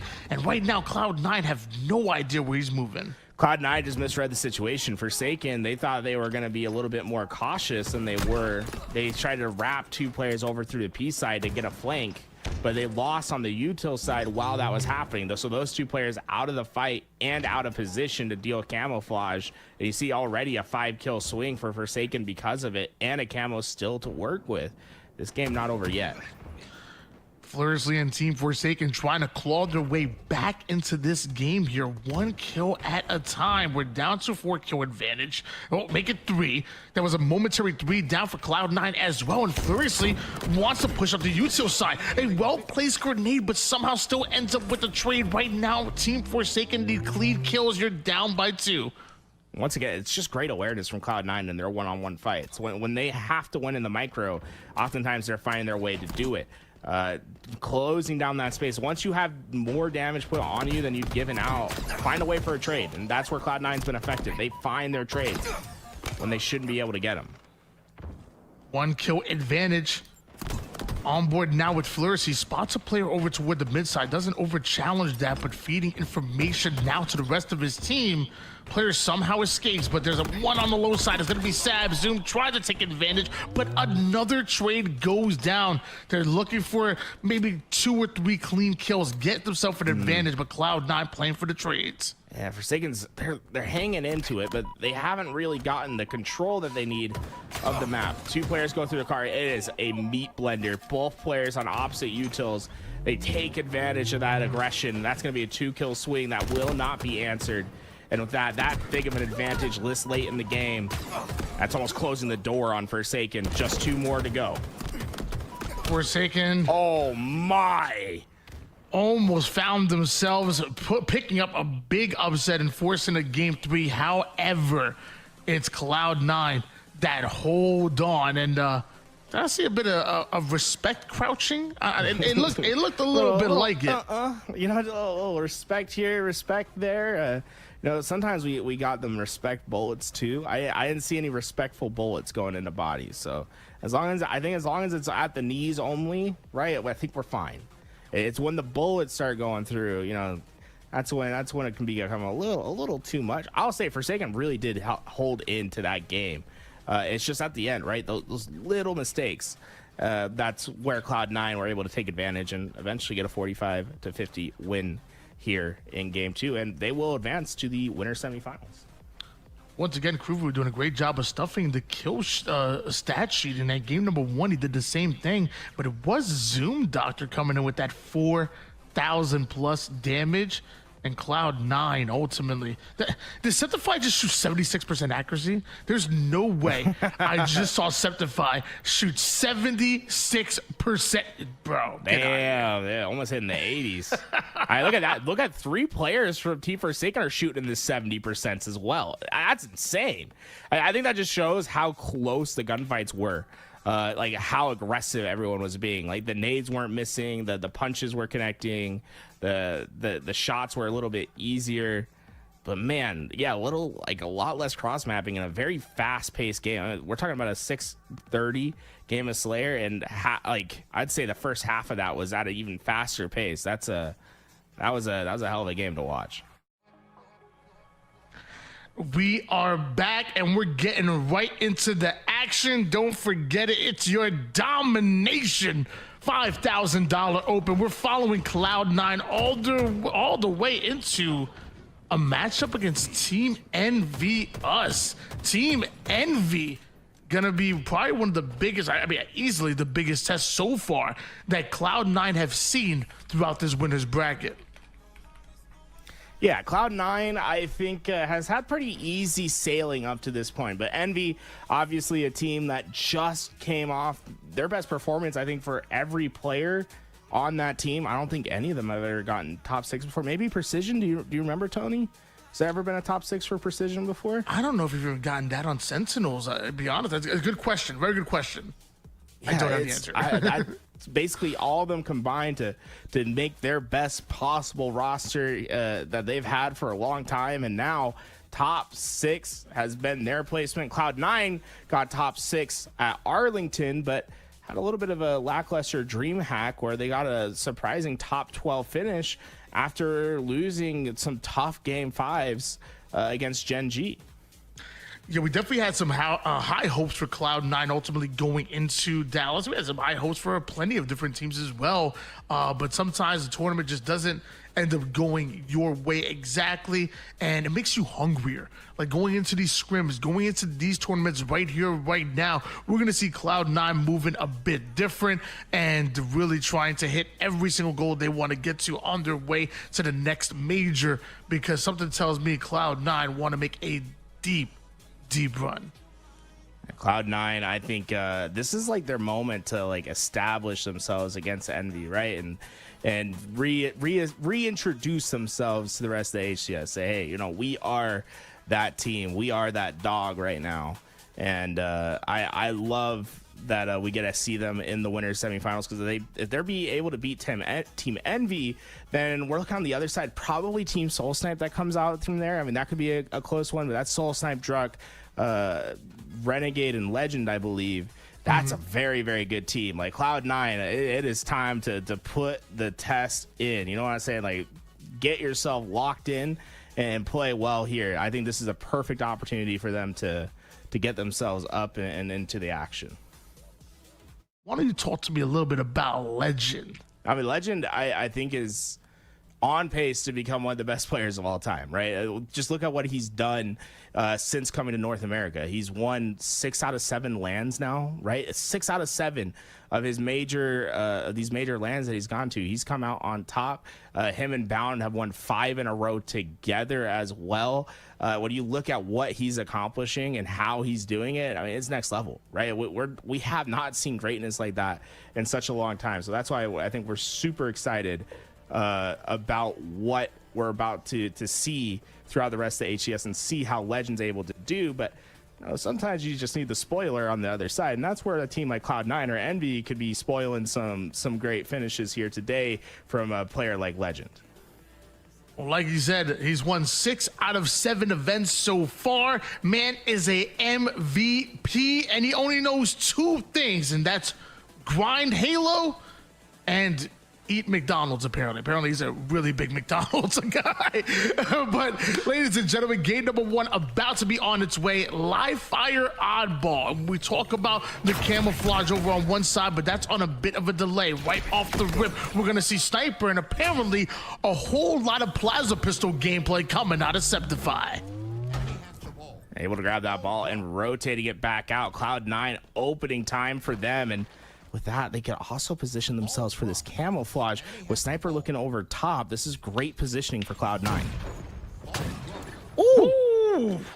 Lethal holding down the tower side with style. Almost hits a no-scope from across the map, but active listening activates on the one-shot player, and Cloud9 may have gotten a bit of a home field advantage. They're up 25-0 off the rip.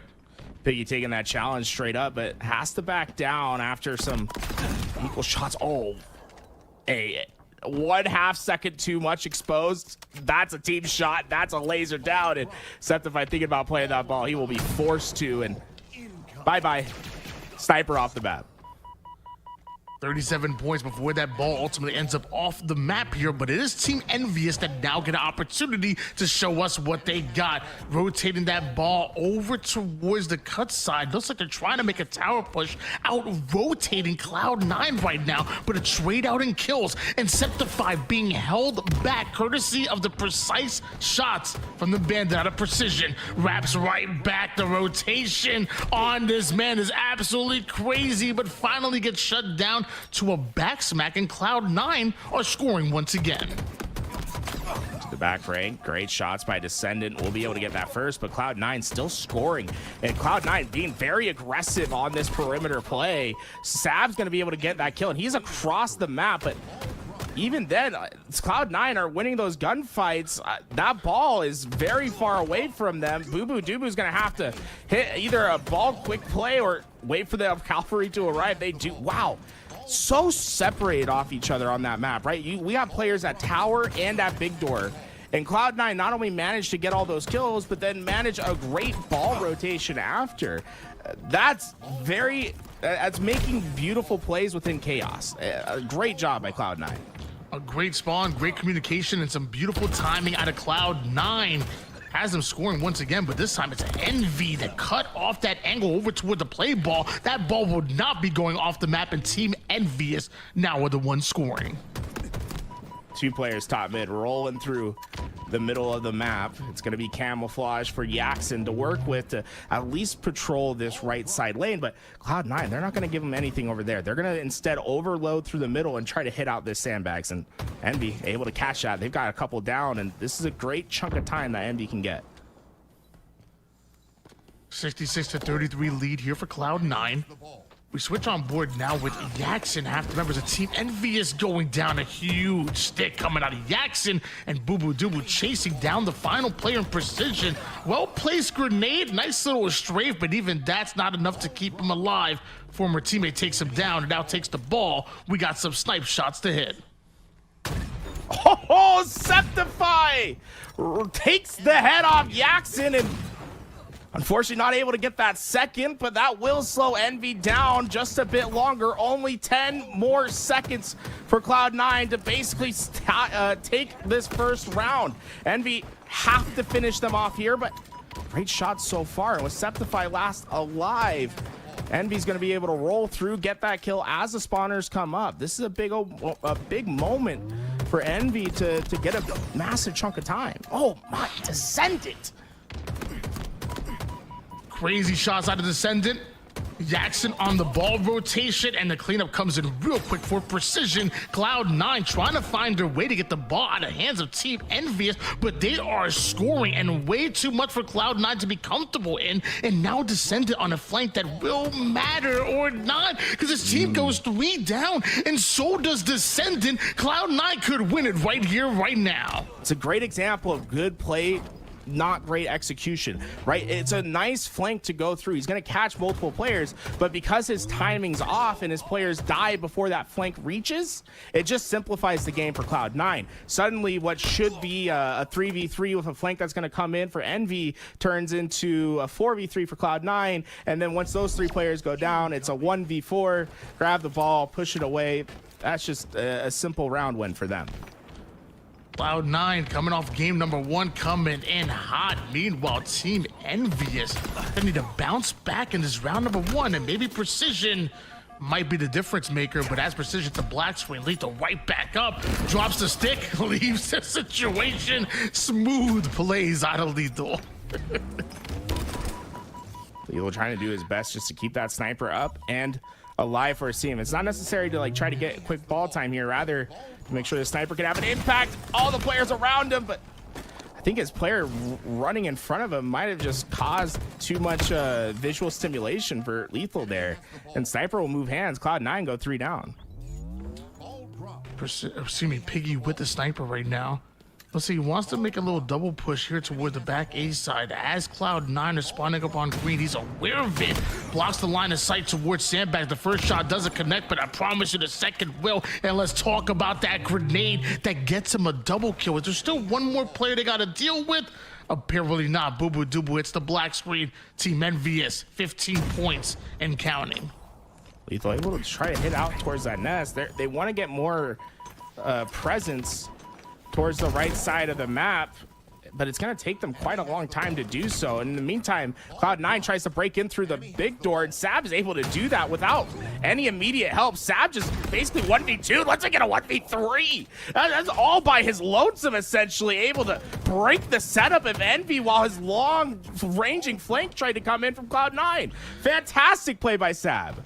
It was a 25-0 run, but Cloud9 fresh off the wipe now is scoring once again. Boo Boo Doo might have found the backside flank that ultimately Team Envious not ready for. Puts both players one shot, but no cleanups just yet. Here comes the cavalry. They take down half the members of Team Envious. Septify moonwalking his way into one, but somehow survives, thrives, and Cloud9 take the lead. Septify doing a fantastic job of being a middle player, right? His responsibility as a middle player is to help the team, help his teammates. He has 2 that need help, but he prioritizes the right player. He doesn't take the first fight he sees. He takes the most important fight.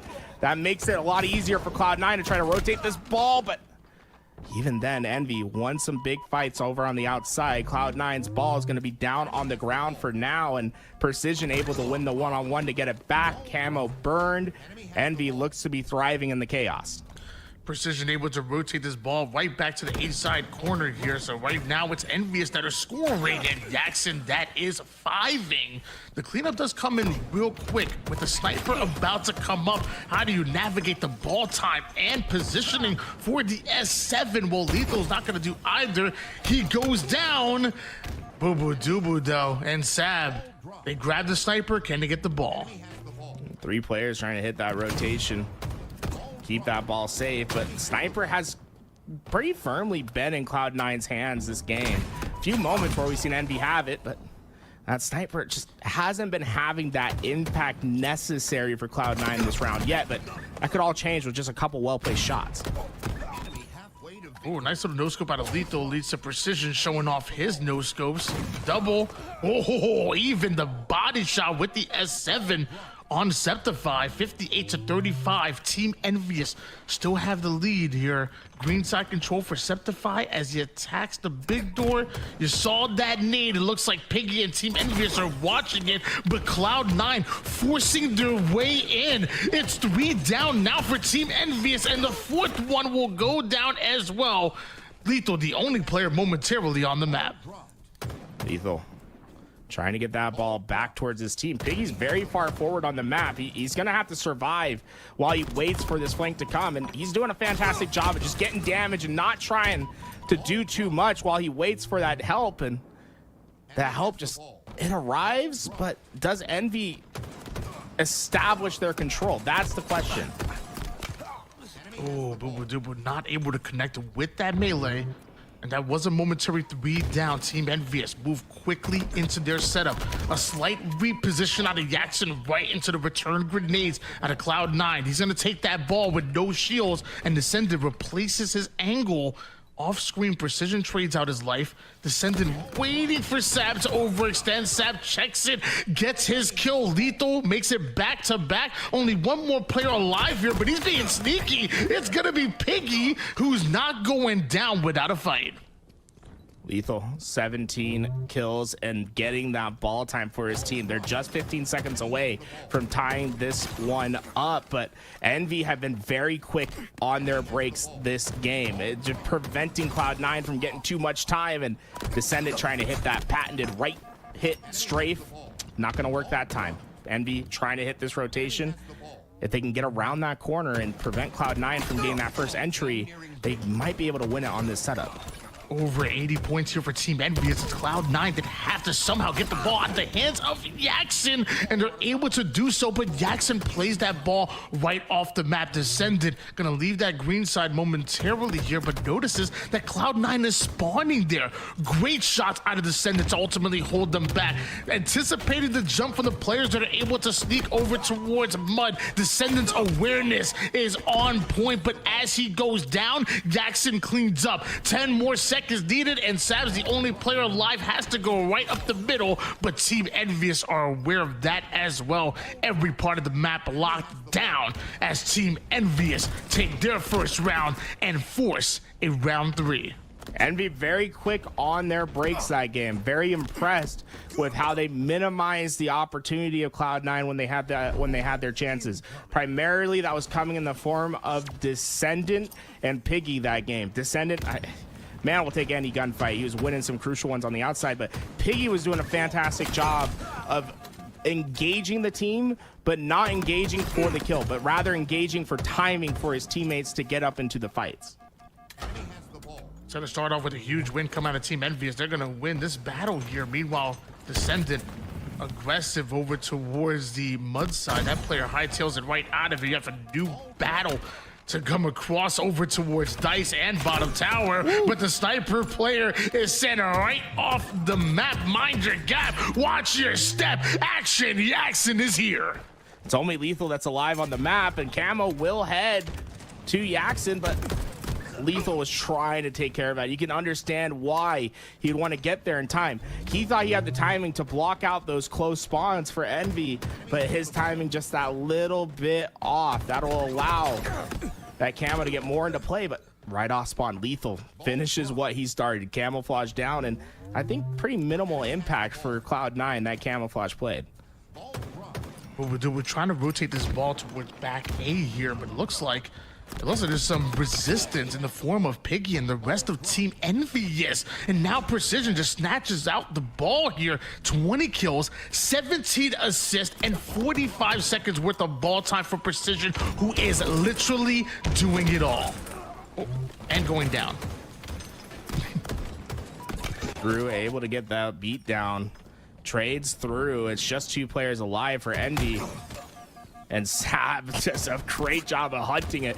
Ooh, that's an aggressive reach out, but did he get there without them seeing? No, the nades come through. I'm surprised that Sab went back to that cross, and you can see he got punished for it. Cloud9 gonna lose their setup, but as Envy went to pick up that ball, it reset itself. Maybe some time for Cloud9, but Envy, I think, has just been playing a bit cleaner here right now. We're seeing the tail end of another triple kill. That one was actually Precision who goes down with it, and Envious gonna now rotate this ball over towards green because of that. We try to see an entry frag by Septify. Portals right onto his Descendant, like you said, fearless, not afraid to take any fight. Does he catch the ball? Yo, what? I don't. Maybe that lip would have caught it, but Descendant certainly made sure it didn't go. And I like that presence play over at Victor. Just try to hide for a little bit. If anyone crosses, you go through. You get a punch on them. Envy is all around the map. Look at the expansion that they have. It's going to be a lot of time for them as they've gotten themselves over 50 points of a lead now. Now over 60 here. Ooh. But as I say that, Sab, huge kill, forcing the play ball. But a lot earlier than expected. Team Envious wanted to go on another run, but it's now Booba Dooba and Cloud9 on the rotation, but two members of Team Envious are gonna have to fight through. Apparently able to do literally just that. But Descendant threads the needle from the keyboard side. Boo Boo Doo hits the ninja. That's the second one of this tournament. Septified now flying here. Cloud9 going on a run. Oh, we better get that one on replay. Oh my God, Boo Boo just went sky high and got perfect angle for the ninja there.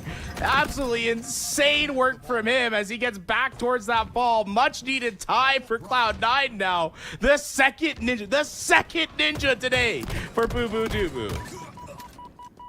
66-8 lead here.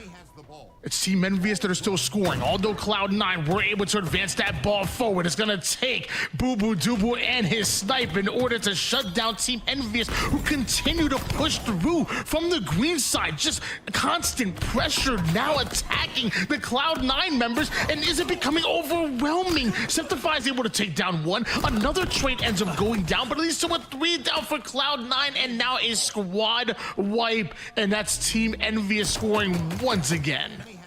Precision able to just put down that first spawner, and that's really going to take the teeth out of Cloud9's next push. These three players trying desperately to get forward. Septify, nice kill. That might just be enough for Cloud9 to have a chance at this break. 81 seconds here for Team Envious. Team Lethal though, wow, just a cleanup crew is in, and now it's Cloud9 scoring another round or two of slays, and they can find themselves right back in it. 25 seconds and counting for Cloud9. They need a massive swing here, and oh man, Precision just keeps winning big gunfights. 32 and counting for him as he looks to get into the front lines, but sniper for the hands of Boo Boo. He's the last one alive. He must hold the line and just cannot. Goes down. Yaxon will get ball. Piggy has camo, and Cloud9's opportunity in this game seems to be slipping. Final 10 seconds was needed here. Sab's going to try to find his way over toward the sandbag side. They were able to get the ball out of their hands momentarily here, and a camouflaged Piggy, though, could get the 1 or 2 kills that they're looking for. Mind you, Boo Boo Doo Boo was able to take down Descendant. That ball rolls forward and away from Envious, but a sneaky play is what's needed, and Piggy's gonna try to make it, although he takes down one, and the nade onto Boo Boo Doo Boo. Boo Boo Doo Boo refuses to go down easily. The rest of Envious are here. Lethal and the spawning crew are trying to push up over toward the ball side. They only need 8 more seconds. Cloud9 have to be perfect, but I don't know if it's coming. They're getting opportunities. They've gotten 2 fantastic spawns in a row to at least try to slow down this ball, but they just need to win more gunfights. Nades, perfect. That'll stop them at 99. But they need to be perfect, and they just cannot. Precision enforces his will that last round. 35 for him, and his engagement's just so high that game. It was really causing Cloud9 problems. Cloud9 came out swinging in that round number 1. And I thought maybe with all that momentum, they would take it and maybe even make it look easy. It was looking a little bit scary, but Envious with an absolute bounce back in that round number 2, forcing us ultimately into a round 3. And that was an exciting one, but one that ends with Team Envious with their game 1 win. And a best of 3, we go into this game 2 Slayer in a must-win situation for C9. C9 looked so strong in that first round, but it felt like Envy was able to get their feet underneath them as the time went on, and they're able to get themselves in that position. Look at Boo Boo Doo Boo's stat line, by the way. He had 23 kills. He also had 23 assists to his name, but then that just makes it more impressive when you look at Precision, right? He's doing the same sort of thing with 35 kills, right? He's getting 12 more kills, and he's keeping his desk low. Precision just seems to be next level for his team, man. It's feeling like we're seeing the birth of a superstar. Yeah, and I pointed out maybe about halfway through that round number 2, like not only was he doing in the kills department, the assist department, but also crazy amount of ball time as well. He legitimately was doing everything that his team needed to, and ultimately it is Team Envious that get the win. Cloud9, though, known for their slayers going into game 2. It's going to be on recharge. It really feels like a map and game mode combination that Cloud9 can win it and ultimately force that game 3 on Fortress. So we'll have a little bit of stall as before we get into our Slayer, but I'm excited, right? We get to see that shock rifle back. Man, the last round, Tony, the shock rifle seemed to be just absolutely on point for everyone that picked it up. We have some of the best sniper players in the game. I would expect that thing to be playing a huge impact. I mean, it literally has all tournament long. I said it before, and I'll say it again. I thought the shock rifle was nerfed. In my hands, it definitely looks nerfed, but in anybody so far that has been in this tournament, it has been it's been a game changer. It's been a playmaker, and it's been so exciting to watch as a fan here. But it looks like before we get into that match, we're gonna take a look at some of the highlights. Look at him, bro. What? That's what I was saying, bro. That's like one of the craziest ninjas I've seen. One. Yeah, I do. I saw it happening. I was like, oh my god, but he doesn't know Boo Boo's up in the sky. That's the craziest ninja. Yax is like, what? What happened to me? My gosh. That's now the second ninja that we've seen from Boo Boo Doo so far. The man was wearing the Hidden Leaf headband for a reason. My man is fresh out of the Naruto universe and making absolute plays, man. Boo Boo Doo, fresh off of a crazy ninja, but not off of a win. Let's not forget, Team Envious did come out with a huge win in that game 1. It took all the way to a round 3. This Slayer recharge is a must-win situation here for Cloud9. If they want to find themselves in the grand finals, they really want to make it through the winner's side, and this winner's finals, I guess, is on the line here. And right now, Cloud9 one loss away from missing out on it. Man, that's the tough thing with best of threes, right? Like the game could just slip out. Like that game 1 was so close when you think about it, right? Cloud9 was so dominant in that first round, but a couple slip ups and a couple more rounds, and suddenly you find yourself in a situation where it's do or die now. You don't have any more reprieve. Like you have to just get into this game, play your best Halo, and be ready to get this to game 3 and to have another chance on Fortress.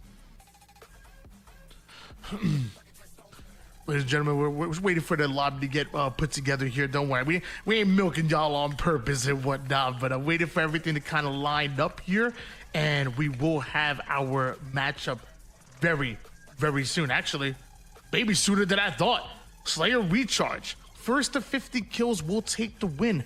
12 minutes on the clock. We've been talking about that camo and shock for a reason. Difference maker.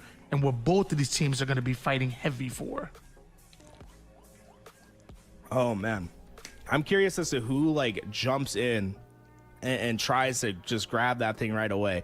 Like for some reason, I got a feeling that if I'm Cloud9, I almost want to let Boo Boo Doo do it. Now I know there's like some really impressive sniping displays from Sab and Septify, but when it comes to the shock rifle specifically, Boo Boo Doo hits it different sometimes. So I'd expect for Boo Boo Doo to play quick for that camouflage here. If he's able to get it away, expect to see him go right for that shock rifle. Well, Boo Boo Doo and Cloud9 able to win the battle here for the camouflage. Direct route towards the shroud, using it early is not a bad play. Now Boo Boo Doo and Cloud9 get the chance to advance forward. Lethal goes at Yaxin. Meanwhile, there's 2 stragglers from Envy over toward the A side that are pushing right through the A side catwalk and are shut down immediately. 5-1 start for Cloud9. And there it is, shock rifle for Boo Boo Doo. 4 going down for Envy, and they know this spawn should be at the long haul, but they played really fast. They split out these spawns. He was like, I know there should be someone here. You ever see a man do a 360? Because he's like, I read these spawns perfectly. I know there's someone here. Down to one shot, Boo Boo Doo goes. Sab on the cleanup and even able to put some extra damage down, but it's Boo Boo Doo that holds on to this shock and now rotating it over toward the A side with Lethal. This double push, exactly what Cloud9 need. A player from Team Envious says, I'm gonna just hightail it right out of there. This A side belongs to C9. Precision up in that doorway. Not going to give a peek over to Boo Boo Doo Boo. Instead, they're going to wait for the push to come through the A cross, but they don't even need to use their bullets. The nades are perfect, and now double damage onto 2, but not able to stay alive. Just not enough help for Boo Boo Doo Boo. And with that, Shock Rifle will switch back over to Envy, and there's some good amount of ammo here to at least do some damage.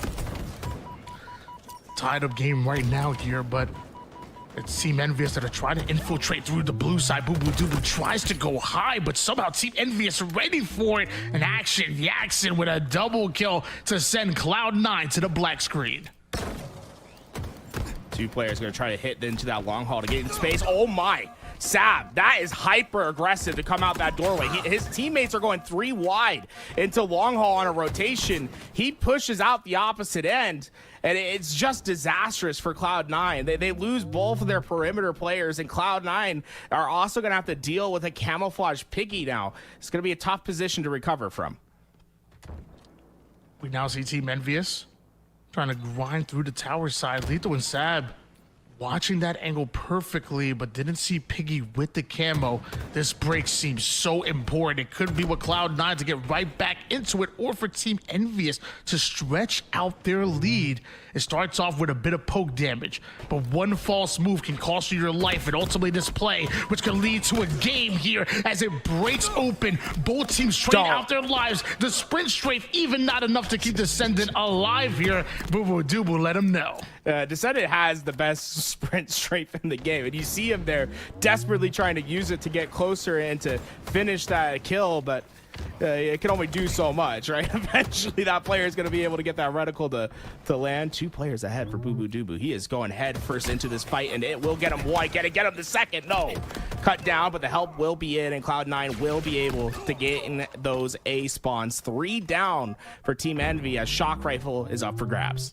23-18 lead here for Team Envious, and Sab looks to maybe close the distance with this shock play, but Boo Boo Doo Boo goes down. Luckily, Sab is there quick with the cleanup. 2 more members you got to deal with. Jackson on the jiggle peek and Piggy on the cleanup from across the map. Cloud9 ends up 3 down, and Envious increase their lead. Really impressed with how Envy is able to come in and help each other's gunfights, right? Like Sab is thinking he has a free kill if that player re-challenges. He doesn't expect Piggy to fly out that window and to turn that 1v1 into a 1v2 as quickly as they do. It's really been catching Cloud9 by surprise, some of the team help that Envy has when you just don't anticipate it.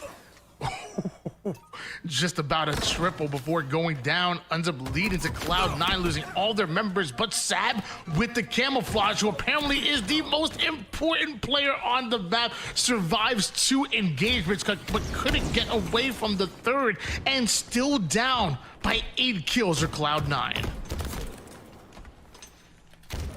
That's 4 players from Envy that are basically making an L across the left side of the map. 2-on-2 on both sides. It's going to be a win for Piggy, but he'll be left by his lonesome. It's just a 1v1, him and Sab on the map. But the spawns are going to give away Piggy's position, and Cloud9, I'm curious how fast they play through this. They could try to get to Piggy before this help comes, but it looks like they're going to slow their pace down instead and just try to find their picks one at a time. Just 15 kills needed here for Team Envious. Cloud9 running out a bit of a runway here. They gonna have to make a run here and have to make it fast. 38 kill has been accumulated here for Team Envious. The final player from Sab is able to win a 1v1 from across the map, but Team Envious now have his position and are willing to attack. They're willing to trade out their way all the way to the 50 kill mark as they just need 10 more. All 4 players over on that gold pipes. And it's going to be Envy that just are creating a meat grinder when those players want to come out. Septify able to find 2, but There's a lot of work that needs to be done. This is a big kill, and Lethal wins it for his team. Massive kill. It keeps them within distance. It keeps their spacing on the map. And now Envy find themselves in a pretty dire situation. All of them trapped at A. They are going to try to work together to get out, but Cloud9 in a very strong position to get some kills. But, man, Envy, just as a team, roll through. With another trade going down, Team Envious inched themselves closer and closer to that 50 kill mark and potentially a sweep against Cloud9 in their own tournament as they continue to fall. Sab finds a bit of a 1v1, but it's going to quickly turn to a 1v2, maybe a 1v3, but his reinforcements are here. Now he's the one chasing down this player over towards the back blue side, but it's yet another trade that puts Team Envious 2 kills away. Boo Dooba goes down as Precision drops in 42 and counting, but Cloud9, they cannot die, and Piggy leaves a surprise. Team Envious able to take down Cloud9 2-0 as they punch their ticket into the winners final. Cloud9 will have to get the job done from the lower side. Ladies and gentlemen, Cloud9 down to the lower bracket, but not out. Team Envious now in the winners bracket finals. That means no matter what happens from this point forward, they are guaranteed top 3 in this tournament, but maybe more. A win propels them into a grand finals. A win puts them into the favorites of winning the lion's share of this $5,000 prize pool. Team Envious have a ton of momentum on their side, but there's still another side of the bracket.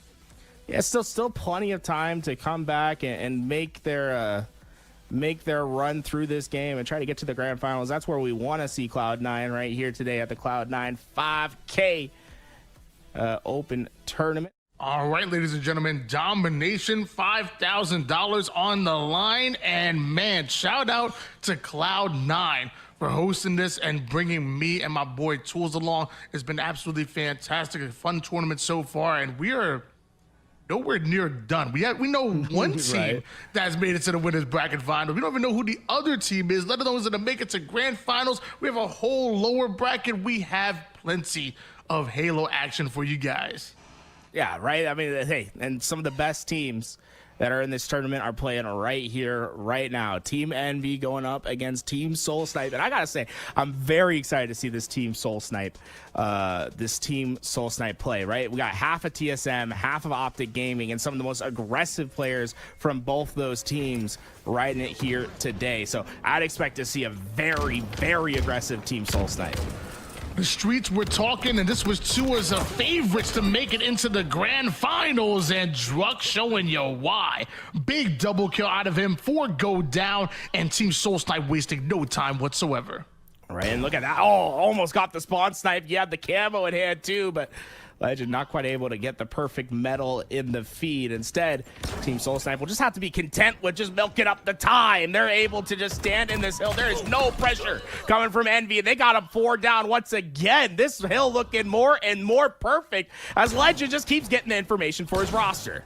Camo and shot combination is a dangerous one at that to have in the hands of Legend. Like you said, just feeding that information exactly where Team Envious are going, but Team Envious are able to break out of their spawn. They are able to take over the yard side, and right before Team Soul Snipe take over that hill, Team Envious are here.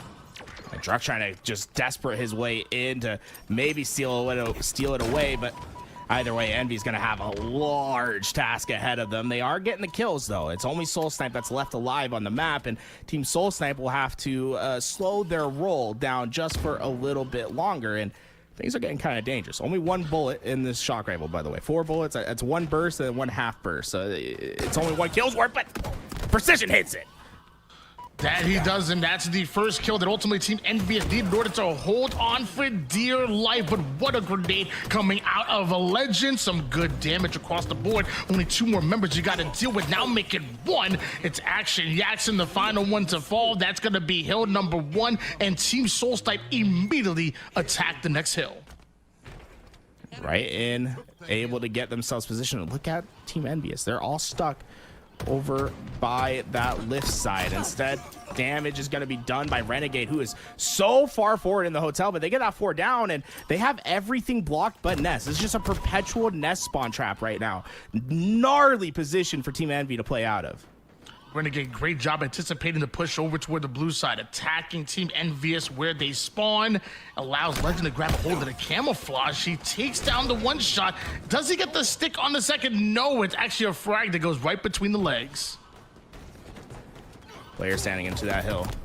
Druck tries to get the damage in, not going to be able to stay alive as Precision works alongside Descendant, and they will push them out. That's a clean break, but deja vu, right? They get the break right when Team Soul Snipe has 90% of the hill. It's going to be so much easier for Soul Snipe and the crew to try to get this break. It's going to be a tough hold for Envy.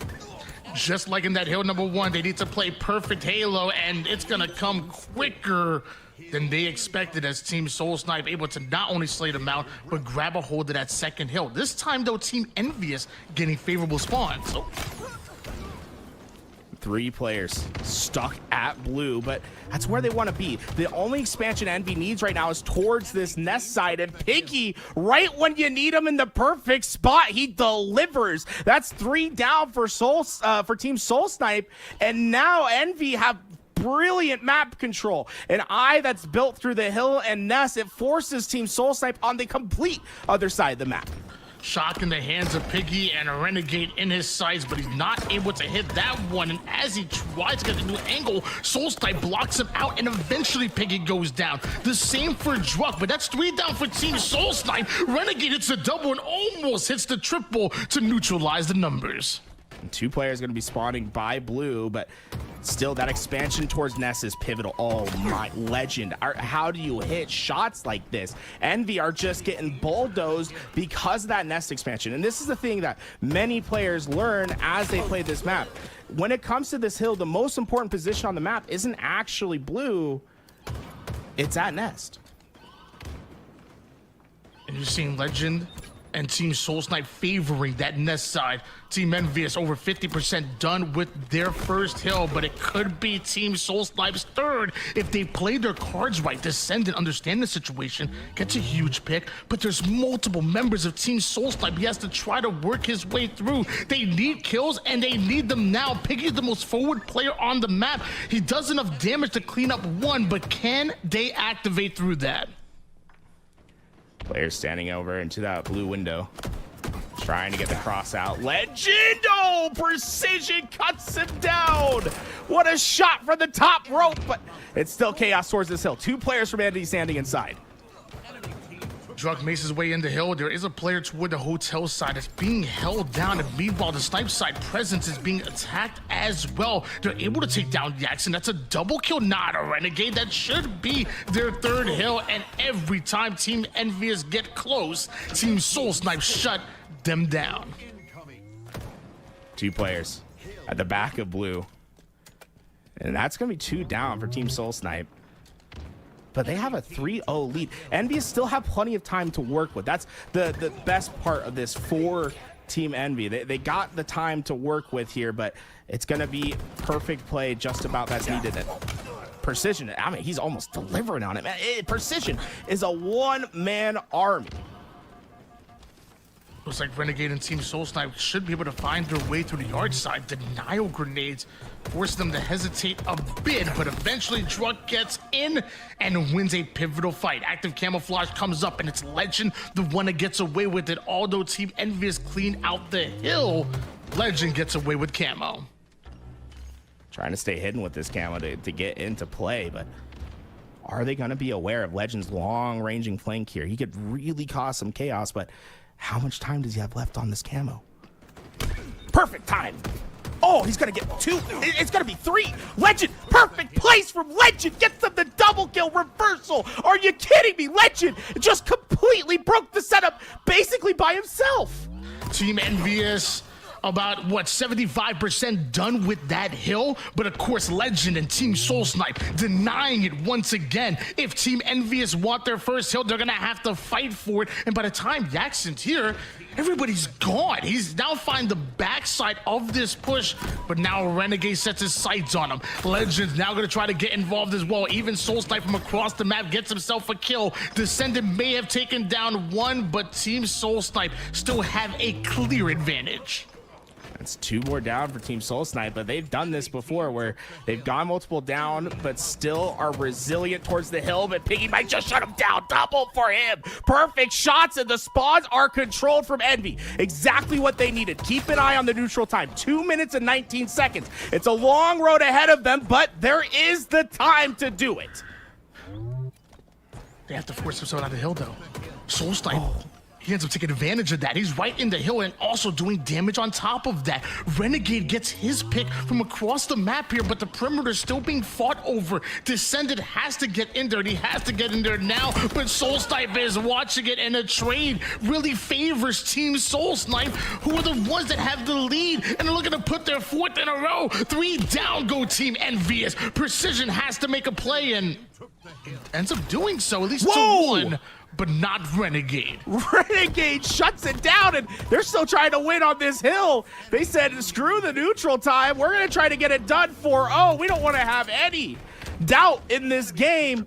Into the hill, though, Envy able to get it. You have to think, you know, hey, they're still in a dominant position, but Renegade maybe could have milked out a little bit more of that neutral time if he would have stood outside that hill. Despite that, 1 minute and 47 seconds, Envy's 3 down, and despite having camouflage, this road is not going to get any easier. Team Soul Snipe are well positioned to at least combat this hill. And less than 2 minutes on the clock, and Team Soul Snipe actually still electing to go in for that 4th hill. They, like you said, they want no questions here if they win it. And mind you, Descendant not only getting past the 50, but finds Renegade some good shots out of him. Soul Snipe can't win that fight against Descendant, so Descendant is making plays that are breaking right through the defenses of Team Soul Snipe. Great nade down. Oh, wow. Renegade got shot and taken down. Envy, great position. Wow. That was perfect pre-aim from Descendant, but a shot comes out just enough to basically put him off that shot, and Team Soul Snipe, they're creeping closer and closer. Still a 3-1 advantage here for Team Soul Snipe. As I say that, Envious get wiped. Perfect shots out of Legend, and although Precision gets a spawn that allows them to angle towards the hill, you see Renegade flying in. You see Soul Snipe started to move into position. There is no way that Team Envious are going to stop Team Soul Snipe from taking their 4th hill and game 1. I think it might be time to stand on business and just say, I think Legend's the best player in the game. I love what Legend's doing on the map, man. There's like so little to criticize about how he plays the game. His damage, his speed is top tier, right? He's one of the most aggressive players still in the HCS, but he never lets the small things slip. He's still being very mindful of his spacing, of his timing, of the spawn control that they have, where he needs to be looking, and most importantly, he sets up his teammates to have their best success. It's why players like Renegade can pop off so often when he's in that lobby. 22 kills for the Demon, 18 for the Frenchman, and Druck and Soul Sniper right there, right where they needed to be. That was aggressive and so fun to watch. You heard it here first, ladies and gentlemen. Tools has put it in writing. Your reigning MVP, Tools says, is still the best player in 2025, and it's hard to disagree with them when you see Legend playing the way that he is. There's so much responsibility they put on his hands in the slays department, the assist department, damage, objective as well. He is the Swiss Army knife of Optic Gaming. And right now, a large reason why Team Soul Sniper up 1-0 in your winners bracket finals, 1 win away from ultimately stamping their ticket in the grand finals. What do Team Envious have in them? You have to expect some sort of bounce back here. Envy's been so good on their Slayers. We saw them play a really dominant game against Cloud9. I wouldn't expect them to take this line down, but it is star power from Team Soul Snipe thus far. We have basically 2 teams that both place top 4 at DreamHack Dallas competing right here. Right now, it seems Soul Snipe starting off with an immediate advantage. It was a 3-0 run, but we did see a 5-shot out of Yaxin that puts their first on the board. And while Camouflage is coming up, these kills seem so important. Green Gun now out here, and he's going to connect on that as well. Druck able to portal out, but he's still getting aggressive is Yaxin. Yaxin may have survived just long enough for Piggy to get involved, snatch the sniper off of his lifeless body, and Team Envious take the lead. Sniper in. Great angle from Piggy, but not able to take that headshot. Camo's going to move up on the map as well. It's going to be Descendant. That's into the front lines. Descendant. That's 2. The Sniper gets the 3rd, and Team Soul Snipe go 4 down. Spawn Snipe. Oh, so close. So close. So close, but it seems Soul Snipe that are trying to break out toward the scoreboard side and now finally taking space at the exact moment they get their kills in order to do so. Well timed by Team Soul Snipe, who still find themselves down by 3 kills. Ooh, great nades. Wow. Great awareness to hit both those players out. They didn't even have to use their bandits really for that gunfight. That'll move Sniper into Legend's hands, and they've got this thing tied up, and Envy going 3 down. The spawn should be towards A and Camo now, and with Legend getting in here in time, he might have some spawn snipe opportunities. No, it looks like things just got way chaotic. Instead, it's going to completely flip the map. Envy going to spawn at tower. We're going to have a 4v4 neutral with Sniper being the big breaker. Pretty sure it's 11-8 advantage for Team Envious, but look at the scoreboard now. Soul Snipe and Team absolutely flying right now, holding on to now a 2-kill advantage. They broke out of their spawn and they made their presence known. Piggy with the instant transmission on the 5-shot and surviving the second engagement. He ends up bouncing back, ends up getting the back smack. You think we change point of views? This is still Piggy. I can't believe the impact he's having right now. He is in the lines getting those kills, but finally cut down, but they were able to get the camo through the tunnels. To Precision's gonna go, but really there is just no, he's trying to find any sort of angle, waiting for his teammates to get into that fight, but with them going down, now it's desperate for him to equalize numbers, and it's just too tough. There's players going down to his left, to his right. How do you stay alive with a camo in that situation? Completely hunted down. Team Soul Snipe neutralized the camo, allowing it only to get 1 kill. Even the camouflage, not enough to ultimately keep Precision alive. And look at the snowball effect. Now half the members of Envious at the black screen. The 3rd one falls. They've been staggered from what, 2 or 3 minutes ago, it feels like. And Team Soul Snipe now have a 3-kill advantage. Shots in, trying to get into that gunfight, but Precision with the help just in time to get the damage necessary to get those kills. But still, 4-kill lead for Team Soul Snipe. Druck gonna give up that sniper, and Envy, every time you think things are about to swing for Team Soul Snipe to run away, they've gotten the power weapon in their hands. But they have a 5-kill advantage as well to Team Soul Snipe. Precision able to put that player 1 shot, waste as much ammo as possible. Actually might have been all the way empty, but still 6-kill advantage.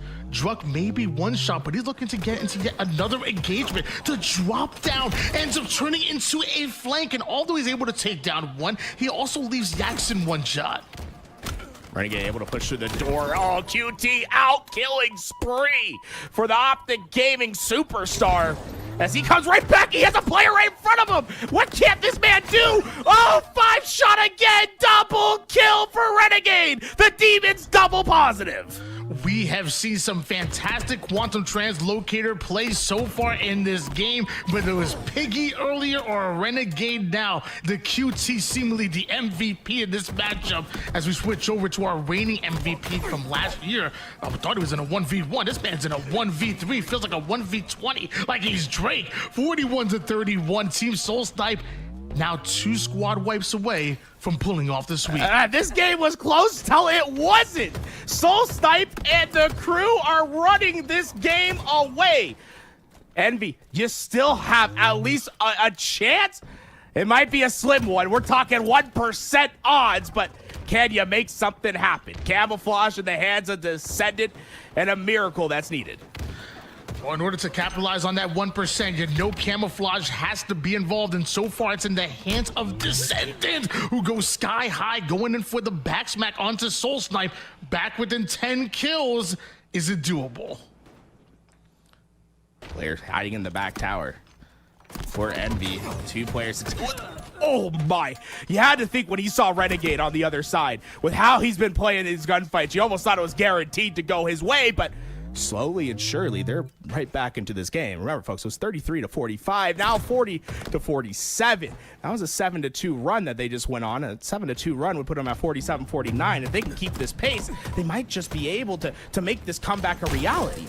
Just 3 more kills needed here for Team Soul Snipe, but taking nades left and right is Piggy, including some from his teammate. The 40th kill was there, but so far Team Soul Snipe haven't found the 49th. Staying alive for as long as possible, but Legend takes him down. Just 1 more kill. There it is. Team Soul Snipe, they advance.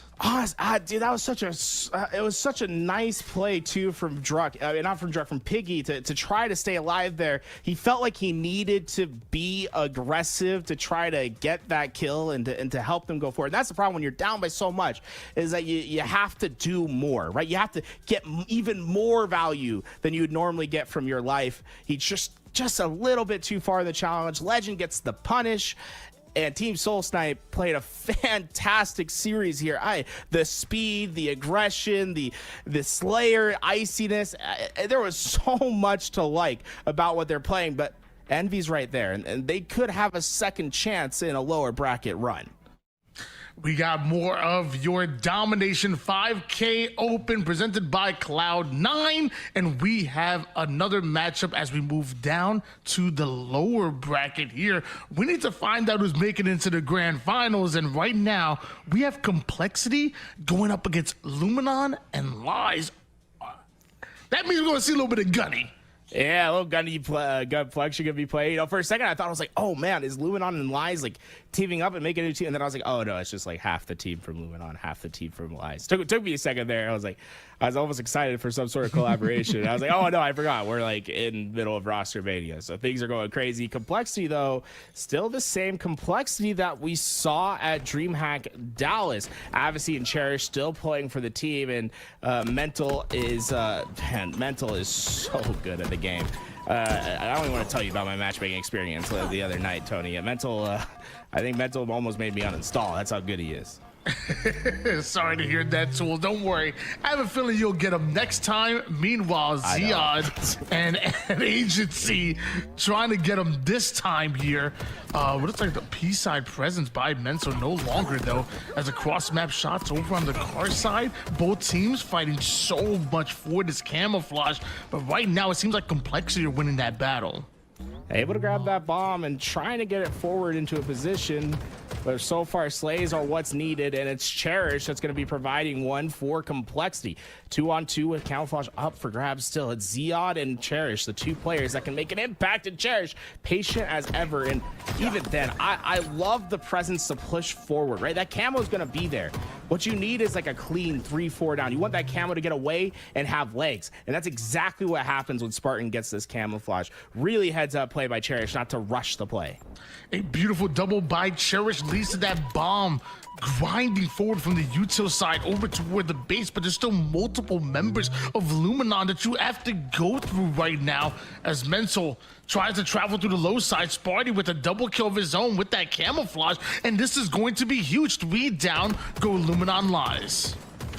Playing it back into this base. Double kill for Avicii. Gunplexion will join the respawn, and Avicii try to get the damage done, but it's not going to work out. That's a clean bomb arm for Complexity. Almost systematic in the way that they're able to find that arm. 1-0 lead here, but Luminon Lies looking to push up and maybe snatch up this camouflage for themselves this time and then convert that into a bomb plant of their own. But As I say that, almost every member of Luminon Lies goes down, but this agency that gets away with the camouflage lands right on multiple grenades. The callouts are on point here for Complexity. Yeah, that has to be on point, right? He's not only throwing nades into a space where no one actually was, he's throwing nades into a space that no one was, where Camo's moving towards. Great listening, great awareness, and even better nades, right? Massive impact with those. One more round of slays needed as Avicii is knocking on that front door. Down to one shot, Avicii goes. And as he's taken down, Cherished ends up pushing out Gunplexion. Now, whiffed melee by Ziad is going to force him to have to trade out his life with Spartan. We're seeing Agency trying to find a way out of this base, but look how multiple members of Complexity are able to angle him out. And eventually, a bit of a missed double melee does create an opening for Luminon Lies. And Atrox is finally going to be able to get that bomb out of the base, but they are still feeling that pressure. Spartan just running it down the middle of the map, trying to get that damage in. But with him going down and another kill heading for Luminon, this is their chance to get it moving. Ziad and Gunplexion going to be working together on this car side to move this bomb forward. Gunplexion has made it toward the util side. Looks like Complexity going to be aware where he's at. The cross-map shots let him know. And Complexity is soaring right now, double pushing through the mid. Luminon Lies, though, doing a great job of ultimately trapping at least one member of Complexity. And Gunplexion goes right after another. That's 3 down for Complexity. Now Gunplexion and the crew are going to move this bomb forward. Will this be their first arm? Into the base they go. 2 players sitting in the back from Complexity, but Gunplexion tears the first down. That bomb is getting armed, and Complexity must rush to the attack. Able to grab the bomb, but not out of the base. It's going to be Gunplexion able to pick it right back up, but can he live? No! The spawns come from the util, and the clear is in. Cherish able to get that bomb out, and Luminon and Lies' chance is over. It looks like he was anticipating a skill jump over toward the front side, but the util spawn catching him by surprise and so close to capping their first bomb. Now is Complexity's opportunity, because that's an immediate 3 down. Now you're watching for the spawn as the bomb already being armed, and then look at that objective efficiency by Complexity. Defense to offense into a 2-0 start out of COL. Yeah, with that, Spartan's still alive in this back base as well. He could cause some chaos right away, and he opens up that spawn. I do like getting back to the half line, right? It's not necessarily important for you to be in the base, but he basically influences all the spawns. So now Luminon Lies are completely on that car side, and if Complexity gets a first pick, they could take advantage of that space and timing. On board now, it's Party. Half shields, but having the information on where Ziad is going, trying to call that out to the rest of his team as they're favoring the car side. They deal with the one weakened player, but now it's Cherish on the double back with that thrust. Both players one shot, but Ziad will survive and then somehow finding the backside of Mental as well. Complexity were moving this bomb forward. Meanwhile, Ziad, he was looking for the kills. The possession game is just being won by Complexity. It's tough for Luminon Lies to get past this 50-yard line, but this is their second real attempt at it. They're into this util. These kills going to be important. Ooh, nades everywhere. Nades going down. Maybe a bit of friendly nade damage as well, but that's a squad wipe, and that bomb, it's going the opposite way. And look at these spawns. It's important. With that player in that back base, they're all in the fridge, and they're trying to wrap back. The problem is they're going to take a lot of damage. There could eventually be a flank that comes in as well. I'm honestly a bit surprised that Spartan didn't try to push down that P lane. They have the knowledge that all 4 players spawn there. I think that was a great opportunity for potentially a nice timed flank if he was able to push through, but instead Luminon able just to muscle those players out of the base, and they're on their next opportunity to attack Complexity. Luminon Lies looking to use this bomb as bait a little bit here, but Complexity flying at him. Back-to-back kills as we switch on board to Avicii. Avicii making sure this P side is cleared out as they're looking to attack from multiple angles or Complexity. Right through the middle of the map, Avicii. This is a very aggressive routing, but is not punished whatsoever. He's going to be able to get into that base, and they're just causing chaos. I mean, Mental's ready to grab it if Spartan's able to throw it up, but Ziad Osman able to get the kill. Oh, are they both gonna live? That is actually crazy. Mental surviving despite being one shot for way too long there. And that's only one player you got to deal with, and he's able to do that. And Advocacy gonna let him know a bit of body disrespect. And although they're able to take down the bomb carrier, Advocacy's right back on it. Can he sneak it in? So close, and there it is. That's the third bomb plan. That's gonna be game number 1. Even an extra kill on top, and some respect crouching coming in from Advocacy. Yeah, that was it was really fantastic between those two players of Complexity in that back base, right? They're both taking really heavy damages, but they're not afraid to help each other in that fight despite being one shot. And it's that confidence that they have with each other to push into that P door and to get that damage, to get those kills, that not only allows them, to do the first part, right? Get the kills, but to stay alive and to keep their influence. So often I see players that will say, hey, I'm one shot, I can't help you. The reality is you have a lot more time to challenge someone than you anticipate when you have a teammate there. If you can maximize those opportunities, you can get bomb arms, just like we saw from Complexity. That was fantastic from those two. 19-7 was the final score line for Advocacy. Everybody in the 4K club, and in fact, even over the 4.5K club, were Complexity, and this is the well-oiled machine that we expect to see time and time again consistently on this Complexity roster. We go into a game 2, it's going back to a Slayer. They have an opportunity to pull off the sweep, but you know Gunny, you know Luminon Lies, you know they got some fight in them. Streets is the most probably fastest, I should say, Slayer map in the game, and it's because of how easy it is to force specific spawns and how close those spawns can be. If a team can get 3-4 down, expect to see those aggressive spawn traps happen. We're gonna see a quick reset. Someone didn't load in right, maybe some texture glitch. There's always you gotta spin the wheel about what could go wrong when you start a game in Halo Infinite sometimes. Yeah, we're gonna make sure that everything goes in properly. We want to make sure that we start off on equal footing, and it's better that it happens, I guess, in the beginning of the game than as far as during. So it's a blessing in itself right there. Streets, Slayer, very snowbally type of map, obviously, but what would you say are your keys to success when going at this particular map and game mode combination? I really think it comes down to not letting yourself get staggered on Slayer for Streets, right? It's okay to go 3-4 down in this game. It's not okay on Streets in particular to go 3-4 down and for that last player to go down as your teammates spawn.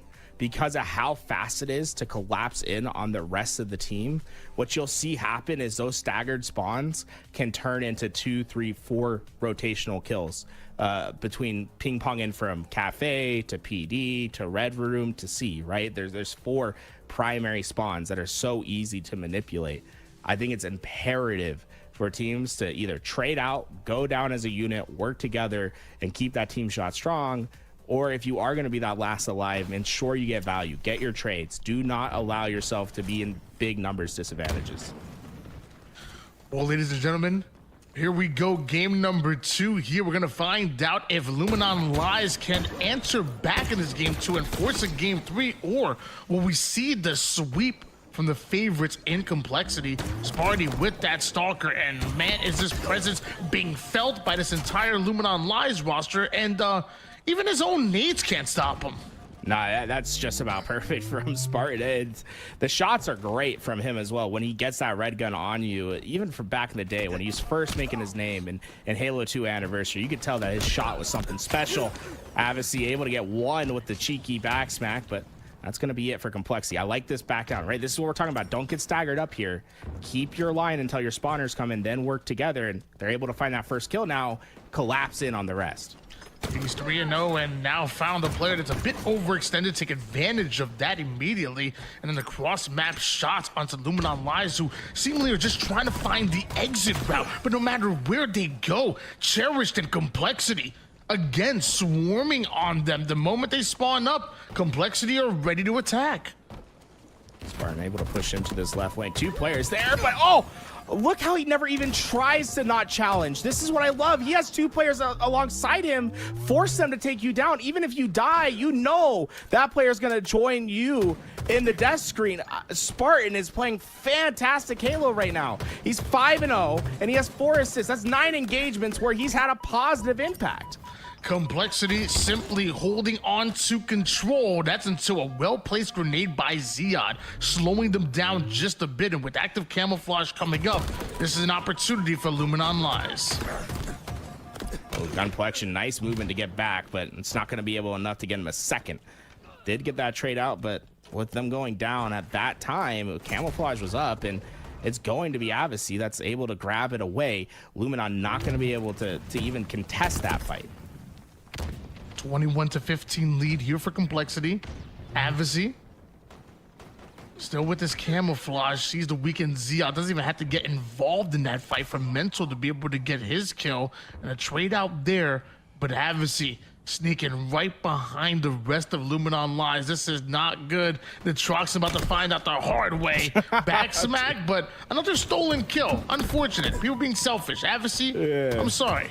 No, Avicii's like, let me go on this long fight. Like, he's very careful about not losing that camouflage. And every time he gets about to get involved, it's like, his teammates get the kill anyway. It's like, they're like, we don't even need you with this camouflage right now. But either way, Cherish doing his best to stay alive, and the kill has just the leads. It's completely bloomed for Complexity. A 10 kill lead now, double digits as we approach the mid game. Mental's gonna find his way over toward the high side. Great job finding the weakened players. Your active listening leads to a 4 down for Luminon Lies, and now Complexity so quick to attack the next spawns. Not exactly staggered. I think I see 3 players that come up, but it's only gonna be 3. The next one spawning from across the map, a double by Spartan, and it's not just the initial kills, it's the follow-up ones as well.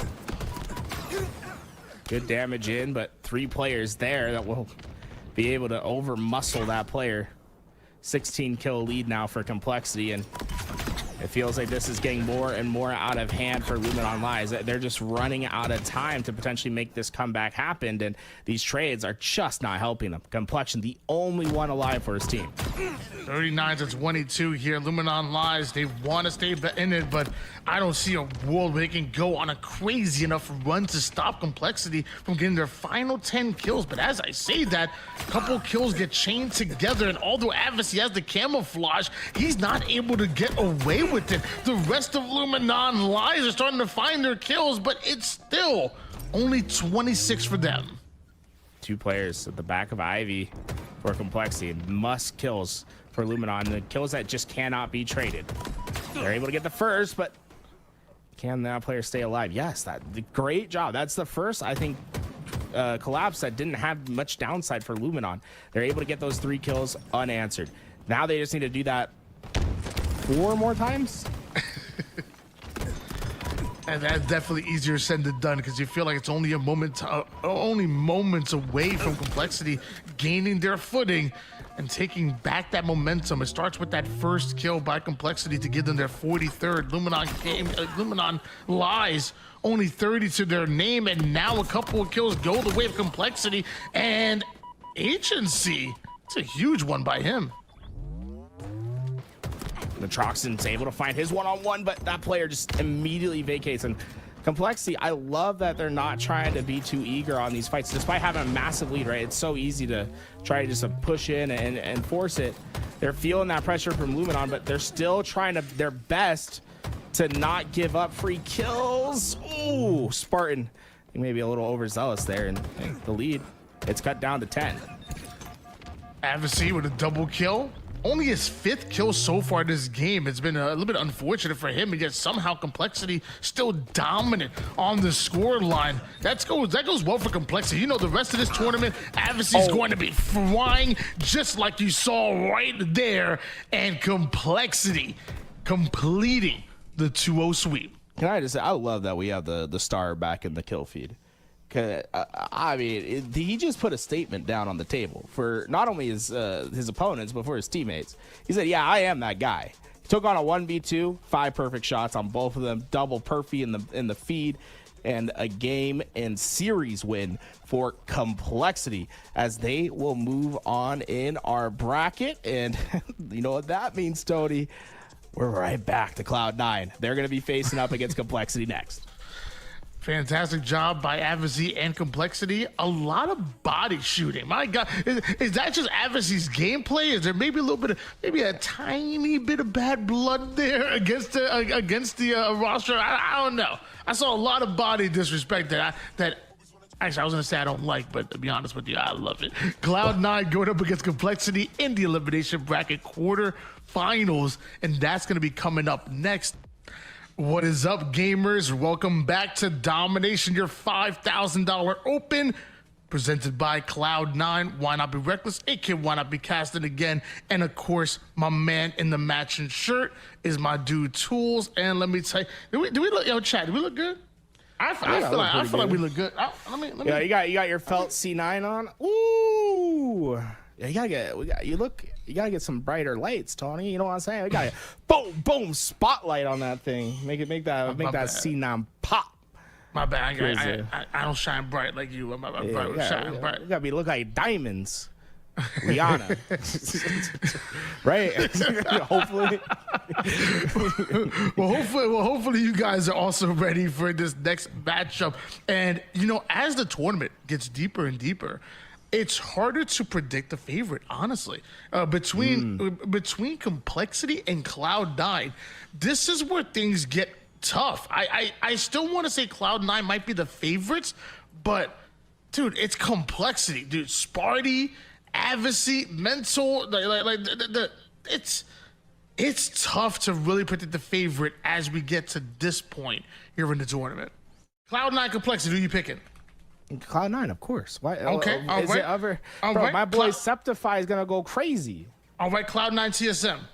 Cloud9, are we kidding? Cloud9 SSG. Cloud9, are we kidding? Shopify Rebellion. Bro, you think they stand a chance? We're on Cloud9. I got one for you. Cloud9 or Optic Gaming. You kidding me? Cloud9, baby. Let's go. Die. Okay, Cloud9 on business. That's what I'm talking about. Well, Complexity may have something else to say about that because they believe that they could win, and going into this Fortress bomb is where Complexity and Cloud9 are going to duke it out. And I will say, I love me some two snipers maps. Fortress ain't my favorite game mode or map combination too as far as play, but as far as watching, I want to see two snipers going at it. Who are you most excited to see with the snipers in their hands for both of these rosters? Well, first of all, put Septify with that snipe in his hands. I promise you the kid's built different. You're not going to see people's heads popping up. He's got one of the most under-talked about snipers in the game, period. Just got to say it. Put some respect. Now, it gets a little bit more interesting when you go to the Complexity side because we've had a history of great snipers on this team. I think about what Spartan and Mental have been able to do.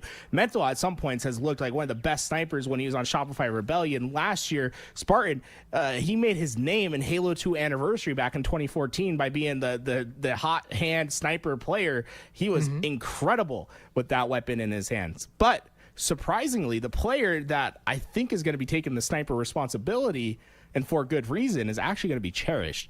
Dude, the way Cherish plays with the sniper is so smart. He's very good at finding the right angle and making the shot easy for himself. I do think that this team is probably going to be better for, like, Complexity will be a better team if they let Cherished put that sniper in his hands.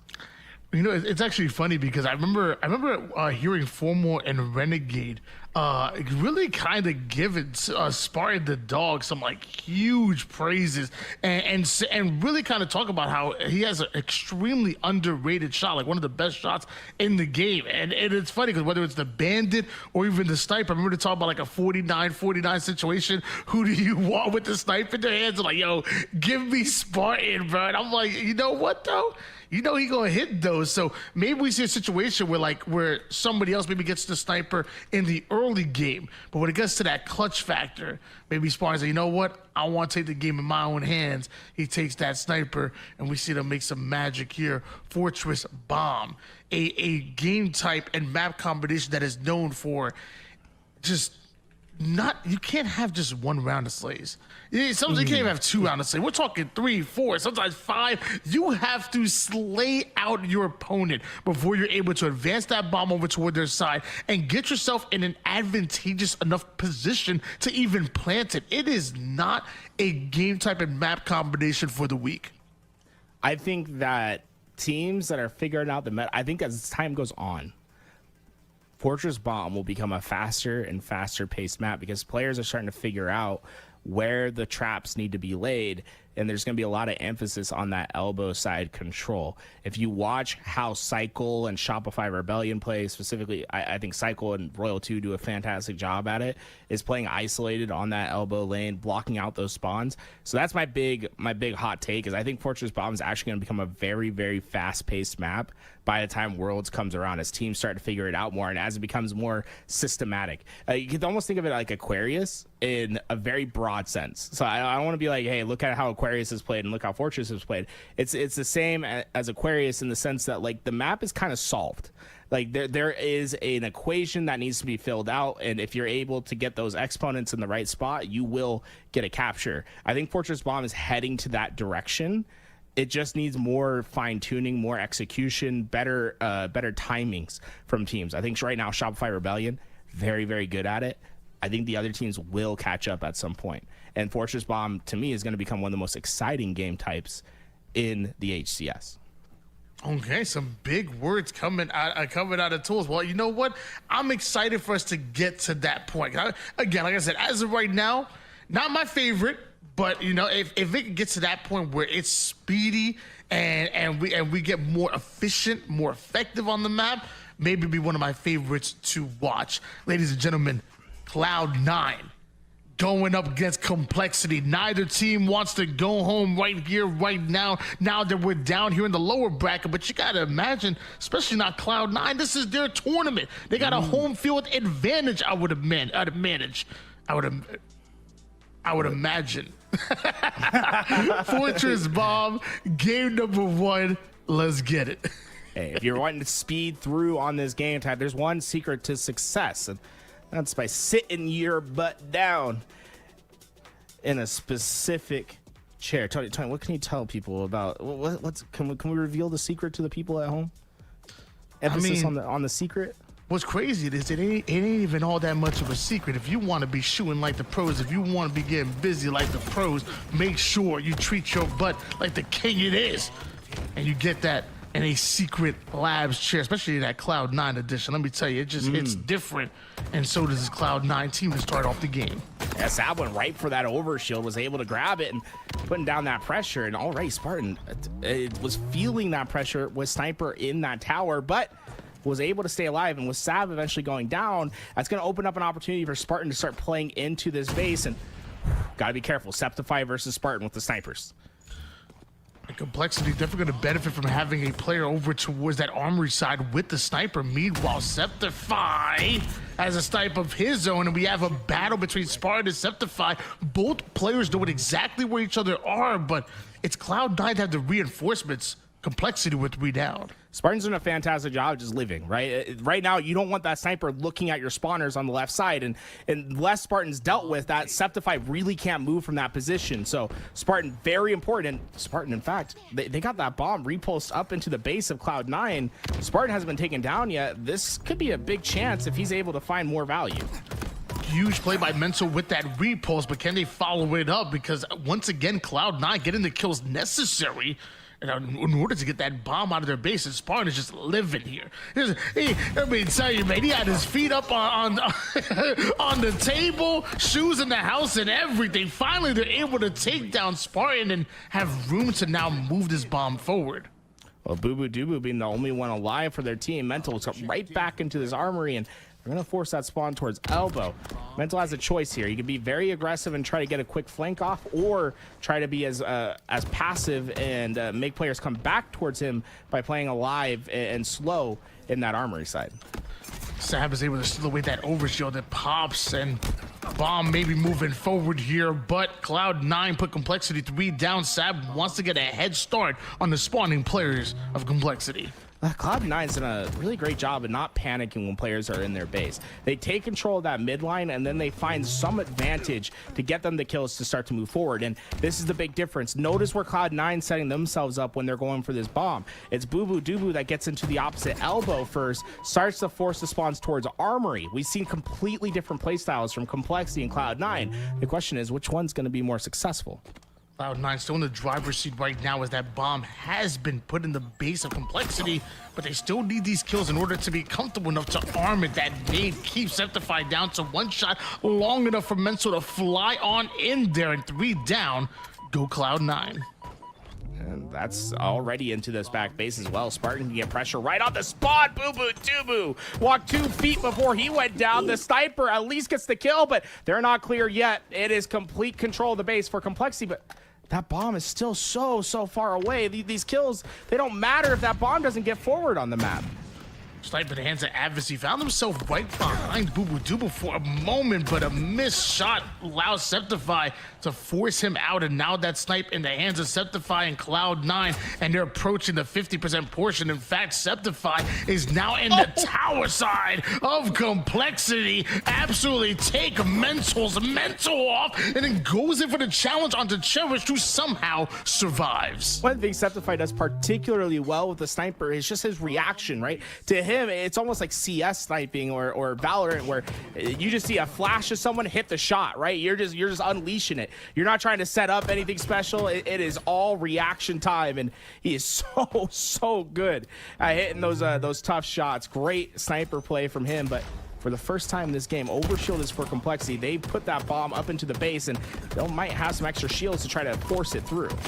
All game long, Complexity have been repulsing this bomb over toward the base of Cloud9, but this time they're pushing forward with numbers and Overshield as well.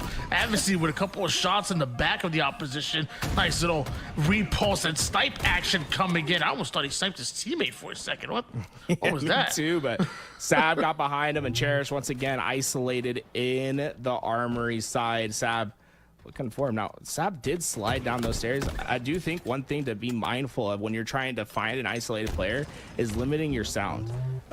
When you slide out like that, just gives players a chance to find them, but Sab does his job. 13-6 so far from Sab as well. He's double positive in this game, and if Cloud9 can start to generate a little bit more offensive pressure, I don't know if Complexity can survive it with the way these guys are slaying out.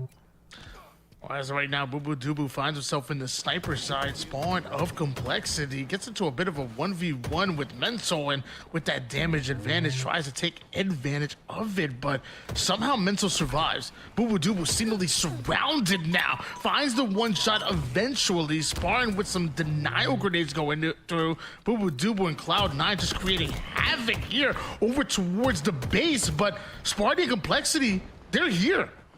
Yeah, they're there, but they don't necessarily have the control needed to get that bomb armed.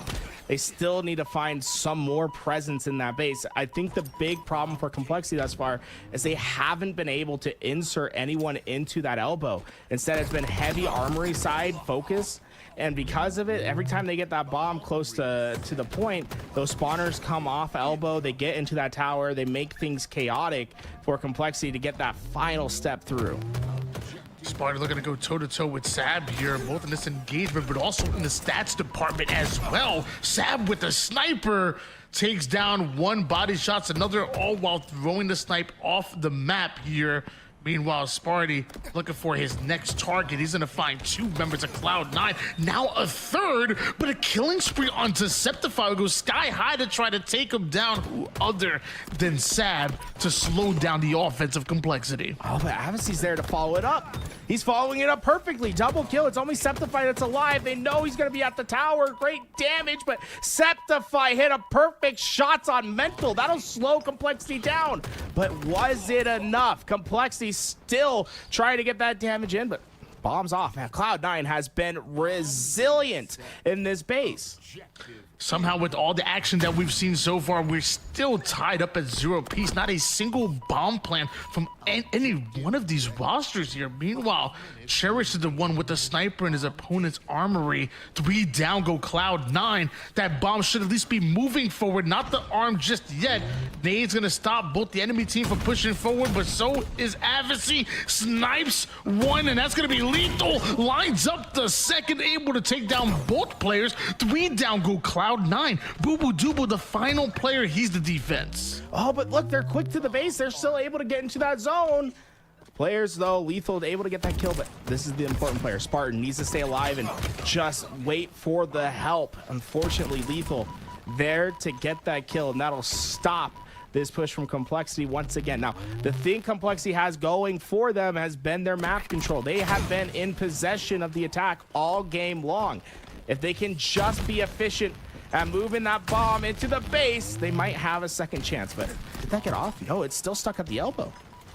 It really has been. Cloud9 has been consistently on the defensive right now. This bend but don't break strategy is only going to last for so long here, but some great nades out of Septify is going to clear out Advocacy. Not only that, but staying alive over toward the low side, but Cherish the Spartan are here. The cleanup goes down. Sparty can't quite stay alive, and back and forth we go. Cherish may have ended it with the overshield, but Boo Boo Doobu is going to be the kill this time. Cloud9's defense has been crazy. Resilient. That is the play, but Complexity still able to get those kills. They're going to be ready to arm that bomb. Boo Boo Doobu, though, could stall long enough. These slays going to be important for Cloud9. Players swarming the base. Complexity trying to hunt down the remaining players. That bomb so close to being armed, but no! Sab, once again, gets the kill. Cloud9 recover. Cloud9 recover. How do they keep doing it? Sab throwing another bit of a curveball there. Huge kills, gets the bomb out, and that's a great question because that felt like almost a guaranteed cap for Complexity. But still, with just over 3 minutes on the clock, we're tied up. No caps just yet.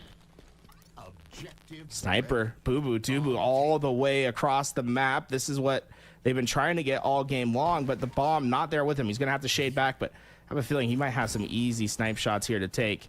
You don't feel as if they know where Boo Boo Doobu's at right now. Sab currently 23 kills to his name right now, but it's Boo Boo Doobu, the one with that sniper, and he tries to line up the player guarding the bomb carry, not able to do so, but looks like his teammates do pick up at least one of those kills. Bomb still in dangerous territory here. If you're C9 and Complexity with the relentless pressure, this is the 3 down. This has to be a bomb plant. You would think so, but the nades and Cloud9 continue to come. Lethal flies in, but he's gonna get sent right back to the respawn screen. More grenades going down. How is this bomb not planted yet? What is going on? It's still in that front base, so close to being armed, but with 3 going down for Complexity, Cloud9 get the defensive stand once again, and I'm losing count. How many times have they been able to do just that? If there was a heat map on this map, Complexity have literally had this bomb in Cloud9's base easily 96.5% of the time, and somehow Cloud9 have been able to defend time and time again. Now finally we're about to see Cloud9 pushing this bomb forward here. You see Boo Boo Doobu, he's the first one to go down. So the 3 members of Cloud9. Hold on, it could be Complexity in control again. Yeah, Sab's on the other side of the map this time, and he'll have to try to find his kill and then work back, and he'll take a free respawn back to home. But Complexity, they have a chance to really move this thing forward. They've done this thing where they go right down the middle multiple times. Advocacy going to be the first one in with Mental. Both those players able to stay alive and stay in the base. Cloud9, can you survive once more? So far they've been able to do it, but less than a minute on the clock here, and we see 2 members of Complexity trying to force Cloud9 out of the snipe side. Once again, the defense looking tough. I think Mental the only player alive, and he goes down as well. 29 kills for Sab, man. He has been a monster inside their base, but they just need something more. They need some sort of offense in this game. We've only seen one time where Cloud9 has had a true offensive play. This could be the second as they're getting into the base. Sab trying to hold off Cherished over toward the tower side. Great kill by him. Overshield coming up very soon here, and either one of these squads grabs this overshield and maybe can turn it into more. Sab somehow able to slap that on his chest, turns it into a couple of kills. Now the bomb moving forward here for Cloud9. Complexity were the ones who were consistently in offensive mode, but with Sab's overshield being shredded, I don't know how long this offense is going to last for C9. That's 4 down. Whoa, that's 4 down. What? Cloud9, have they done it? Where's the spawns? Not towards the elbow. They're nading the wrong side. They're on the armory side, but they can't get there in time. Cloud9, resilient till the end. They've stolen the game from Complexity. Complexity doing a fantastic job of ultimately burning that overshield, and I thought maybe that was gonna be all they needed in order to slay them out, but no, it was just a distraction. Fantastic job by Cloud9. And what I mean, Complexity had what, 6 or 7 good chances to plant the bomb, what it felt like, but wasn't able to do it a single time. Cloud9 maybe had 1, maybe 2 at max right there, and they were efficient in this game 1. But you really saw the different philosophy between the two teams on how they were going to attack. Complexity, it felt like they were trying to strong arm and muscle their way into armory over and over and over and over and over again. And well, it didn't work the first time. It didn't work the 5th time. It didn't work the 12th time. You would have felt like at some point they would have tried to mix it up and potentially go for an elbow side trap and or try to put their numbers towards elbow instead of that armory side. It just complete resiliency from Cloud9, never to give up on any of those plays. There's multiple times where it was half a second, 1 second too long for Complex to get those arms. If Cloud9 had given up at any point and just said, hey, we'll go get the next one, I think this game is completely different. Fantastic game by Cloud9, showing us tough defense and again an extremely efficient offense to take the game up 1-0 in that overtime. We're going into a game 2, which is going to be a Slayer, and if Complexity keep that same amount of pressure that they had throughout most of that game, you would have to imagine there's a very good chance that we send this into a game 3 when tied up. Yeah, it's crazy to think about the ramifications that could have come from that game, to swinging different ways. Man, Tony, I'm just so happy. It's like, that was such a fun game to watch, even despite like how aggressive Complexity was. I mean, look, did any of them go negative? The one player went -1. It's just, what a game from Cloud9 to be able to stay in there and punch back. And you got to give the flowers to Sab, right? Sab, 32 kills, 21 deaths, going plus 11 for the squad when they needed him most. It really felt like he was that last Avenger so often in those spots, and you can tell his teammates were definitely feeding him. Everyone else in double-digit assists that game. Well, with the way Complexity were slaying, we are going to this game 2 Slayer, so maybe they have a bit of momentum on their side, and I guess in that field, as Slayer Solitude is coming up next. Shock, Camouflage, and a Dream to send us into a game number 3.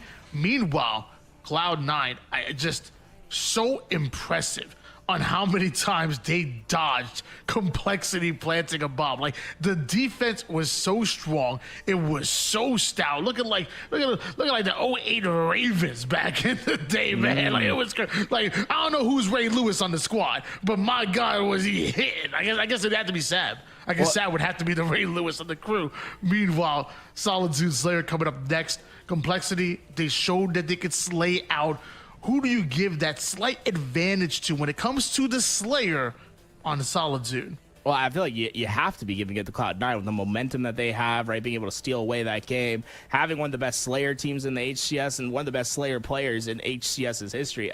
When you look at the stats that Septify is able to put up in Slayers and how consistent he is in Slayer, you can see why Cloud9 has been very effective in their Slayer gameplay thus far. And Complexity's got a lot of recovery to do. I mean, they C9'd that game away, Tony. How do you C9 a game against C9? It doesn't make any sense. I was told by the higher ups we weren't allowed to make that joke. No. Yeah. Get code Cloud9 at Zenny.com. The secret chair, the secret lab chair is the best in the business. Dude, I got the desk. It's sturdy, man. I'm telling you, you gotta. What about the jersey? The jersey's fire. The jersey's fire. I gotta let you know, bro. You know, I might have to double up on the Cloud9 swag. Okay. 1 second, Tony. Put the baseball jersey on. Yeah, I'll get the baseball jersey on. I'm so sorry, Cloud9. I didn't mean to. Well, we're gonna ice this one up. Ladies and gentlemen, Cloud9 going up against Complexity here in game number 2. It could be a sweep if they played their cards right. And it looks like as of right now, they are. But Mental grabbing a hold of that shock, not able to find the camouflage Lethal. He's the final player alive. The only one that could take down Camo, and it's not going to happen. Ooh, nice shot from Lethal. Keeps it easy for his team. That Camo, though, it's tough to get away sometimes. Up high, trying to get those shots down range was cherished, but spotted out. And despite Cloud9 all being in that middle of the map, they're working so well together to find these kills and to give themselves a small lead early on that could blossom to much more. Shock rifle for Lethal now. 8-5 lead here for Cloud9, and Lethal gonna actually just back down and collect a bit of a new angle. I say that, but Sab is actually on a direct route right behind enemy lines, goes after one. Lethal almost finds a way over toward the back tram side, but 3 down go Complexity courtesy of Sab's double kill. Able to thrust into that fight, but not able to get that kill. Spartan will be able to get an equalizing number, but with that, Cloud9 has pretty dominant control of the spawns. Those players stuck over the nest. Did chairs spawn there? Not sure, but I know he just got sent back to spawn there. 14-8 by Cloud9 here. Septify and Sab. Looked like they wanted to go through the driveway side, but love this reposition here by Sab. Attack the perimeter, work from the outside in. Does Sab and Septify, and now they've doubled the score line of the opposition until Advocacy and Menzo answer back. 8-kill differential now, and Septify off to a hot start alongside Sab, the main slayers for Cloud9, making their impact known. I like this double up push, right? You're going to see a lot of players from Complexity start to filter towards this yard side, but they're just not able to muscle out that first player before one goes down. And Septify trading it out, making it mixy inside. But this might be the reprieve Complexity's been waiting for. Cherish with the camouflage. They need something big out of them. Complexity not only breaking out of that blue side spawn, but allowing Cherish to get the camo is going to be huge. Now Cherished behind enemy lines. Boo Boo Doo and Septify having no idea, but the spawners do go down over towards Tram. Cherish and Complexity better be careful here. They want to attack, but they don't want to give up their lives in order to do so. 3 end up going down for Complexity, but Cherish somehow gets his pick on Lethal. Oh, that camouflage accounted for a +3 change for Complexity. The lead was 8, now just 5. And with that, Complexity lowers it down to 3. A big swing in their favor as they keep finding important kills. Snipers coming up, and Cloud9 did spawn close to that sniper, but it doesn't necessarily mean they're safe to get out. Those players are going to be stuck at nest. If Complexity can organize themselves, they could find a big slay here. Well, we're seeing Complexity sending bodies from the poster side all the way through the snipe, overwhelming Boo Boo Doobo and Cloud9, but somehow Boo Boo Doobo gets a double kill. The rest of Cloud9 over on the blue, trying to break out. Looks like they want to make a play over towards Yard, but Advocacy and Complexity flying at him. Still Cloud9 holding on to a 5-kill advantage. Look at the stats from Cloud9. Everyone getting involved. 7-8, 7-8. Everyone doing their part to get this lead. 6 kills now in the favor of Cloud9. Meanwhile, on the other side of things, Advocacy having a tough game here in the Slayer, but last time this happened, he popped off toward the end game, and they were able to clutch out an important game number 2 win. They needed to do the same right here, right now, and it's Cherished and Advocacy. Perfectly timed attack allows Advocacy to get away with the camo and bring us back within 5. Shock rifle back in hand as well. Advocacy knows that these players are over by that loop. This camo, is it going to get him in the spot necessary to find a couple big kills to let his team start to move forward? 3 players running wide for Cloud9 behind them all. Obviously catches multiple members over toward the yard side. Good damage out of him, allows Complexity to put Cloud9 3 down. Sab tries to get a cleanup kill, but runs right into a couple grenades from Complexity. A double back, a bit crazy onto 2 different players, but luckily Septify is here, and they're looking to mount a different double push. Now through the blue side, Cherish had no idea. You have 1 more player you gotta deal with, and Sparty's there, but he's a little bit too late. Cloud9, what a great collapse. 3 players from Complexity ready for that challenge. Sab maybe a bit overzealous. Septify will follow, and that's what you don't want from Cloud9, right? That's player after player, 1 by 1, marching into a meat grinder that Complexity had set up. They only get 1 trade for the 3 lives that it costs. All 4 players seemingly stuck from Cloud9 on the snipe side. Cherish takes advantage of that. Finds 1 pick, but ends up going down in order to get that. And every trade favors Cloud9 on their way to the 50 kill mark. Septify, early grenade, makes his position known, but still gets his trade. Sab, sky high from the S4 side, but Mental survives just like that. 38 here for Complexity. Septify did a great job of being aware of that player inside blue, not giving up a free death there. Instead, they go trade for trade, and now that lead at 6, but with them only needing 5 more kills, and Complexity spawns being very trapped over at blue, this is a tough spot for them to fight out of, especially a shock rifle and camo that heavily favor Cloud9's position. Oh, what a dot. Sab throws a perfect nade, and the shots are coming through. The players from Complexity are going down. It's a wave of blue as Cloud9 tries to finish this game.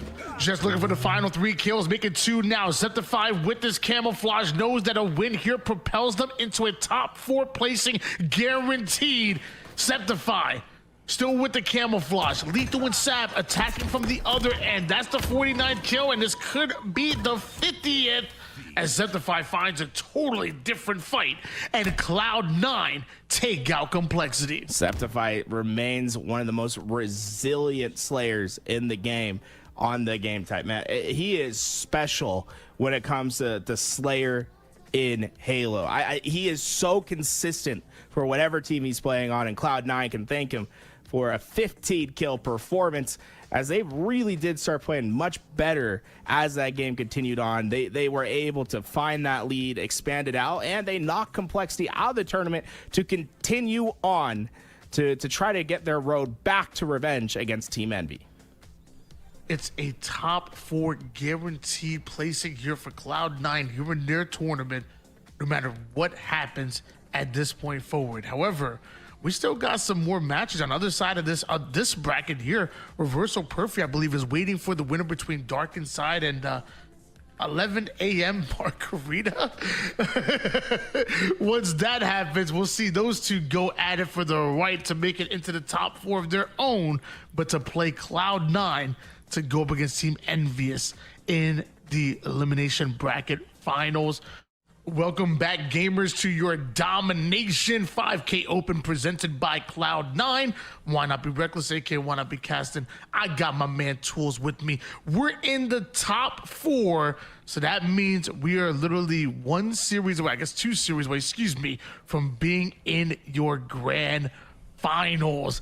Reversal Perfect going up against Cloud9 with their home field advantage for the right to play Team Envious in the elimination finals, and then eventually Team Soul Snipe is waiting in the grand finals to play for this lion's share of $5,000. Strongholds Recharge going to be game number 1. How are you feeling, Garrett?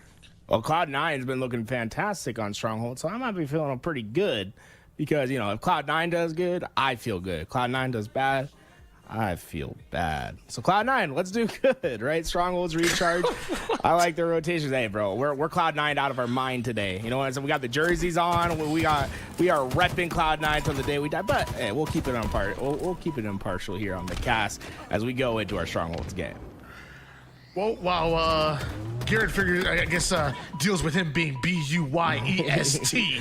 Okay, we're gonna find that if Reverso Perfy's breaking shot can buy back into the Common system, because we have breaking shot rejoining Common and Haynes. This was a squad back in the day. I want to say it was Proton Gaming they played under a while ago, and now you have Huss coming in. Reverso Perfy are back. And right now they have a lead, but also 3 down. Oh, let's make it 4 down as Cloud9 has been able to find those kills on the perimeter. They're not going to push for the trip cap, but rather an A-B hold to start. Now they're looking for these next couple kills. If they're able to find something early, then maybe expect some aggressive play towards that C hill.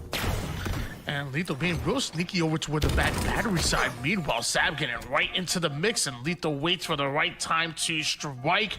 And Reverso Perfy lose numbers quickly. Cloud9 now looking for the triple cap. Septify is the most important player on the map right there. Notice how he stays at A. If he left at all, they would have flipped out those spawns to A, and their trip cap would have been very short-lived. Instead, they're able to put that trip cap in at least for a second and force the spawns towards B. B's an okay spot for you to bait, right? It's not the worst situation, but Reverso Perfy, they just started winning their gunfights off spawn, and despite, you know, great positioning from Cloud9, that's not going to be enough. In fact, complete reversal of the situation. It's perfect for Reverso Perfy as they have a trip cap in, and oh no, these spawns are devastating. Then long haul spawns is ultimately not what Cloud9 were looking for, but hold on, Huss getting overwhelmed over toward the bottom blue pipe side. Cloud9 played that perfectly to break out, but still, Reverso Perfy take the lead. One more player Septify has to deal with, and Common survives. Oh, that's not a frag. Lethal will be able to get that camo because of it. Not going to be able to stay alive, but that frag would have been key to taking down that camo before it had any more impact. But Common, man, he has been a common factor in great plays for Reverso Perfy so far. 7 kills to his name, and you know, the news is that he's no longer with that Gen G roster. Maybe this is something that they're looking to take into next weekend's HCS Open tournament. Right now, holding on to a double cap against Cloud9, a very strong roster, but as I say that, a full squad wipe, Sab immediately looks to move on to Charlie. Big fight against breaking shot, but the help comes through. Haynes is able to find the trade, and Boo Boo Doo gonna have a lot to do ahead of him. Oh man, he's being nerdy with that shroud screen. He knows that there's players to his left and right, and is able to get back with his teammate and now have some extra shields to work with to take on these fights. Boo Boo Doo played that masterfully. Septify flies in for the 1v1, feeling confident with that challenge. Breaking shot momentarily the only player alive from Reverso Perfy, but now as a player over toward the back gold side. Now they're able to double push through top gold together, and although they're able to take down one, does Boo Boo Doo. Breaking shot survives over toward the back gold. Trip cap still in effect. Breaking shot not going to be able to get towards B anytime soon, as they need to find those kills on the perimeters. And who does just that? Haynes coming in big for the roster. Can he get the second? Septify goes down. They have the space needed, and it might just be another trip cap attempt. Haynes is early to see, but Sab, Boo Boo work together to cut down that first player. We see Sab being real cautious with the way that he wants to play ultimately out of this. He knows his teammate's taking alpha, and that's going to draw in a lot of attention. In fact, Huss is able to take down Lethal. Sab gets into a bit of a 1v1, and Common somehow closes the distance. Breaking shot and Reverso Perfy are able to take over Charlie and Bravo, but mind you, Boo Boo Doo is the one who gets away with the camo. Yeah, it just might be a temporary scoring because of this camo that we see from Boo Boo. In fact, they immediately get 3 down. BA control for now. Cloud9 in a pretty dominant position to hold them down. Whoa, Lethal tries to whip back and hit the shot. He gets the damage in, but was that enough for Boo Boo Doo to make his play? If things continue to go this way, Cloud9 could take right back the lead here. Reverso Perfy had a ton of control, but can't say the same anymore. Boo Boo Doo wasting no time whatsoever, even using the— That's a big trade. If Renegade stays alive at A with Shock Rifle and is able to get with his team here, that could have been disastrous for Envy. Instead, things gonna be a little bit up in the air about who gets control of that Shock Rifle. Looks like Piggy stuck by himself over toward the bottom A side. The rest of Team Envious are trying to push up to provide some kind of reinforcement and cover fire. Eventually, Soul Snipe is zoned out because of those grenades, but holding on to a 2-kill advantage. A staggered death still being created by Team Envious, but as I say that, Precision gets a huge kill, and now it's Team Envious on the pinch. That just shows you how aggressive this Team Soul Snipe roster is going to be. Envy just waited there and expected that push. They're able to get 3 kills because of it, and only 1 player that traded out. Expecting aggression and being set up for it can really make a difference in a Slayer. Oh, ooh, truck. Are you kidding me? Team Soul Snipe looking strong once again. 3 kills now, and Legend might have gotten over to the blue side a bit too quickly. There ain't nobody spawning there. In fact, Team Envy is spawning all the way to the opposite side of the map, but it doesn't matter where they spawn, because some way, somehow, Team Soul Snipe are collapsing on them. Back-to-back 3 downs. That grenade may have taken down the shields of Soul Snipe, but nothing is stopping Team Soul Snipe from pushing these spawning players. 2 players from Envy playing in that background. But oh no, the flank came in. Legend, perfect timing. He's gonna get 3, and the last player's position is known. What can Yaxon do? He's desperately trying to get to his team, but there's nowhere to go. Hunted down. It's an 8-kill lead for Team Soul Snipe. Hitting them with the mess around and find out is Renegade. Green gun charged up. Team Envious, though, recognized that Renegade was momentarily by himself. You see them trying to get active on it, but somehow Renegade moonwalks his way out of danger. Soul Snipe ends up going down, but now it's Legend that might be able to create a flank situation out of this, or at least get himself a shock eventually. It's an 8-kill difference. As Envy is trying desperately to find unanswered kills, but Team Soul Snipe have been so great at ensuring a trade every time, it feels. Renegade with that first pick, and they know where that shock rifle's at. I don't think they're going to give him any challenge anytime soon. 32-25 lead here. Team Soul Snipe still have the advantage, despite the fact that Team Envious is starting to take a bit of map control here. They're going to need that camouflage 100%. They want to come back into this one. Drunk with the movement, and somehow throwing Descendant off guard. Big kill by him. Precision still able to get away with the camouflage, but can he get away with his life? 2 for Soul Snipe. Precision has to be careful about how he appears on the map. Doesn't want to give them too much information. This off angle is perfect for that push, and the help comes in just in time. Oh, Renegade, he seemed like a man on a mission. Those noob combo shots were hitting, and just able to stay alive. Precision will be able to get right back into the front lines. Well-timed pinch coming out of both Precision and Jackson, but doesn't end there. Back smack connects. Gold side being pushed out. That's 1. Almost takes down 3 of those members by himself, but with a full squad wipe, Team Envious now put themselves within striking distance of taking over the game. A really fantastic effort to get themselves back to this spot. 4 players from Team Soul Snipe just lurking in this backseat. This is something we haven't seen from them. Them having to weather the storm. It feels as if they've been on the aggression all game long. Now having to try to basically stay resilient and not let these players trade out these kills as effectively as they are. Killing spree before he's taken down. Just a 3-kill game, though, and Jackson brings us within 2. Jackson, gotta be careful, though. You're about to pass right by the tower player, and oh, there it is. He checks his corner, but Renegade still gets the kill and still gets out. 3 down, go Team Envious. Jackson, that last one alive for his team, is playing through that pit, but you see all of them trapped at A, and there's no hesitation from Team Soul Snipe on this push, as they are going to find some trades. They get themselves down to just 4 kills now to win game 2 and to tie up our series. Their lead was starting to slip, but ensuring that there is no way for them to die without taking a player with them, able to find those last couple kills and secure themselves a series tie at the moment. Taking a look at some of the stats here. Legend, 16 kills. 6 assists as well with it. That's quite the Slayer performance.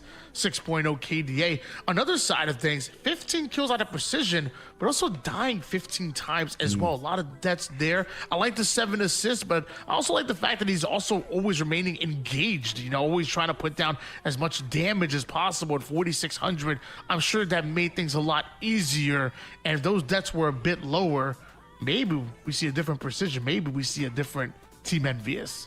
We definitely expected that from Precision throughout these series that we've seen, is how aggressive he is.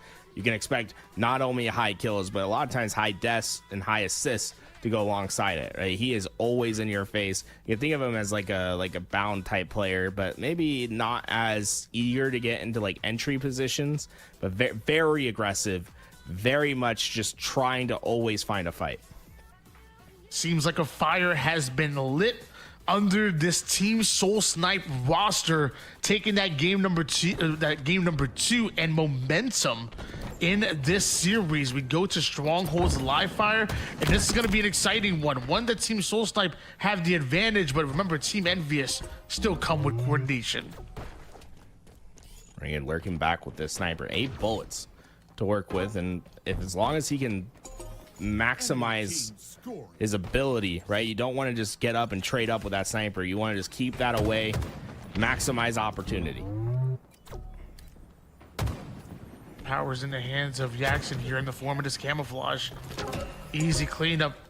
Turns into alpha almost immediately. Team Soul Snipe understand that Team Envy is going to be pushing the green side, so they're trying to push up as fast as possible to block that line of sight, but Team Envious with back-to-back kills and a Renegade, no head to take off. He knew Camo was around there somewhere, kept his reticle there, but no dice on that. Camo dissipates right at the wrong time. Jackson worried that he was heard, but it doesn't seem like anyone's looking for him. Instead, he's going to be able to creep up into that C position. And Renegade, I think almost a blessing that he missed that jump. I think he would have gotten melted if he did hit it. Oh, and because of that, I mean, the game just loves Renegade, and then so do we. Ends up missing the skill jump, comes right back at him with a smooth double kill. Charlie and Bravo currently belong to Team Soul Snipe, but Envious have bodies, and they're sending them towards Bravo. Did he hit a collat there on 2 bodies? They basically went 4 wide around that corner. Renegade had opportunities to get some nasty, quickly shot, but looks like those players, they took damage, but they managed to stay alive, and Renegade is continuing to just run forward at this team. He finally goes down, his first death in the game. We're 2 minutes into this game. First time he's seen the respawn screen. Missed melee, but sent back courtesy of that repulse. Drunk not going to overcommit to that. Actually, what he will double back, and Piggy with the 5 shot to put him down. Actually, Piggy hasn't died 1 time so far this game. Yeah, wow, Piggy's been able to just survive, and he's about to run on 2 minutes and 30 seconds of running around this map, creating chaos. Remember, when you go down on the respawn, it's not only just bad for your team in the sense that you lose numbers, but it's like time on the map that you can't do something. The longer you're alive, the more impact you can create. Piggy able to have a life that was very fruitful, but have not gotten that camouflage, and Soul Snipe, they just missed a shot. That last shot needed to connect. Would love to know how Legend fell off the map right there, but a very easy death for them, and one that Team Envious do a great job of taking advantage of. You see Jackson, though, know he's in a 1v1, but dude, Legend is so tough to kill, man. His strafe is nasty. It feels like at this level, everyone in this lobby has some gross strafe, but in particular, we have some players that can do something special with their left and right sticks. 67 points and counting. It was a momentary trip cap, but it looks like Team Soul Snipe are able to take over Alpha, and they're not happy with that. They actually have their eyes set on Charlie as well, but Precision, not only with the kill, ends up getting the reset, and Team Envious continue to score right now, and in fact, Descendant, he's pushing forward towards the green side. He has the help he's looking for. What a collapse by Team Envious. 2 players lurking, ready to push into A, but with this angle, Precision just wants to try to catch someone that's gonna try to early rotation. He doesn't want to push in first, and oh my, half a second he saw Legend and he just ripped the head off, but he's got to finish the rest of the push towards B. QT in the hands of Renegade, and Renegade somehow wins the fight, and he'll take B over for his team, and he's still alive, gets his shields completely back. How is Renegade doing this? Portal's right out of danger and throws every single grenade he can find on the map. The man is not only surviving, but thriving at the moment. Somehow he's able to convert it into a double kill. Almost about a triple kill. There's one more player left. The demon strikes again. Able to get into the hill. A little bit of a contest and a reset as that player goes down. 2 players over at the mud, and that trip cap is going to hurt. They have no quick access to a hill until they're able to wrap back towards C, and by the time they get it, Team Soul Snipe's going to be able to reposition for an attack that could eventually lead to a camouflage. Renegade is just unstoppable. Let's make it 2 as he gets damage for the 3rd. 3 go down for Envy. The 4th will join, and the trip cap is going to be back into effect with a camouflage in play once again. Finally, they're able to heat check Renegade just a bit, but clearly the damage has been done. Trip cap being held. The lead is being held here. Everything working in favor of Team Soul Snipe, except for that damage here the Descendant's going to take advantage of, but Legend doesn't give a damn. With that, able to get right back into that hill, score once again, and Envy, it just feels reactionary at this point. These guys trying to sprint desperately to these hills, get to stop this scoring rampage that Team Soul Snipe is on. 136 to 104 lead here for Team Soul Snipe, but we're on board now with Descendant. He's looking to navigate his way towards the Bravo side. A momentary trip cap, but Descendant finds a weakened Druck, and isn't enough for him to take down Bravo. He has the reinforcements onto the sandbag side, but here come Team Soul Snipe as well. Double cap in for Envy. 3 players that are about to get ready to push for that sniper. Soul Snipe said, I'm not dealing with that. You guys can come to me, then I'll try to hit that shot, but Piggy puts him down. That sniper, oh, so close for Precision. He's got to take the 3rd. He will be able to get the trade, but that sniper down on the map, and it's closer to Team Soul Snipe now. As of right now, Team Soul Snipe still holding on to the lead here. Descendant wants his tower side control before committing over towards Charlie. Understands there's a player near him and he needs to get this kill. Eventually finds Druck over toward the dummy side. Portals are right into the back of Renegade there, and Team Soul Snipe holding on to CB. And down at the bottom of cuts, 2 players for Druck to deal with, and neither are going to go down as they collapse in, and massive kills by Precision to alleviate some pressure. Renegade able to get away, but I don't know, he's going to probably get chased out here. They need to take care of the sniper. Renegade's been too much of a nuisance this game. He's 18-7. Man was one shot moments ago, now taking space over towards the Charlie side, and no fear in the dojo here for Renegade. Again, he goes down, but clearly the damage been done. That was a 3 down for Team Envious. Druck is able to take down the final player. Now Camouflage may have been grabbed here for Piggy, but Druck and Team Soul Snipe know where he's at, and Soul Snipe's gonna be the one to fly at him. 205 points here for Team Soul Snipe, and Team Envious are 3 down. 2 points at a time. Every second for Team Soul Snipe while that trip cap's in effect. Players able to jump into A and B pretty quickly, so that trip cap not having the effect that they probably wanted, but still that pressure is on. You can feel Team Soul Snipe getting more and more confident as this game continues on. They are just flying at their opponents. Sending the final player alive for Team Envious, and even he's sent right back to the respawn screen. Bravo changes hands, so that means Team Soul Snipe are scoring once again. 220 points, less than 30 seconds now from ultimately taking the swing. Game 3, Team Envious trying to favor the B side, but Legend right up the middle, right in the gut of Team Envious's offense, and that may just be all she wrote. They can rotate towards Charlie, but Team Soul Snipe are out rotating them.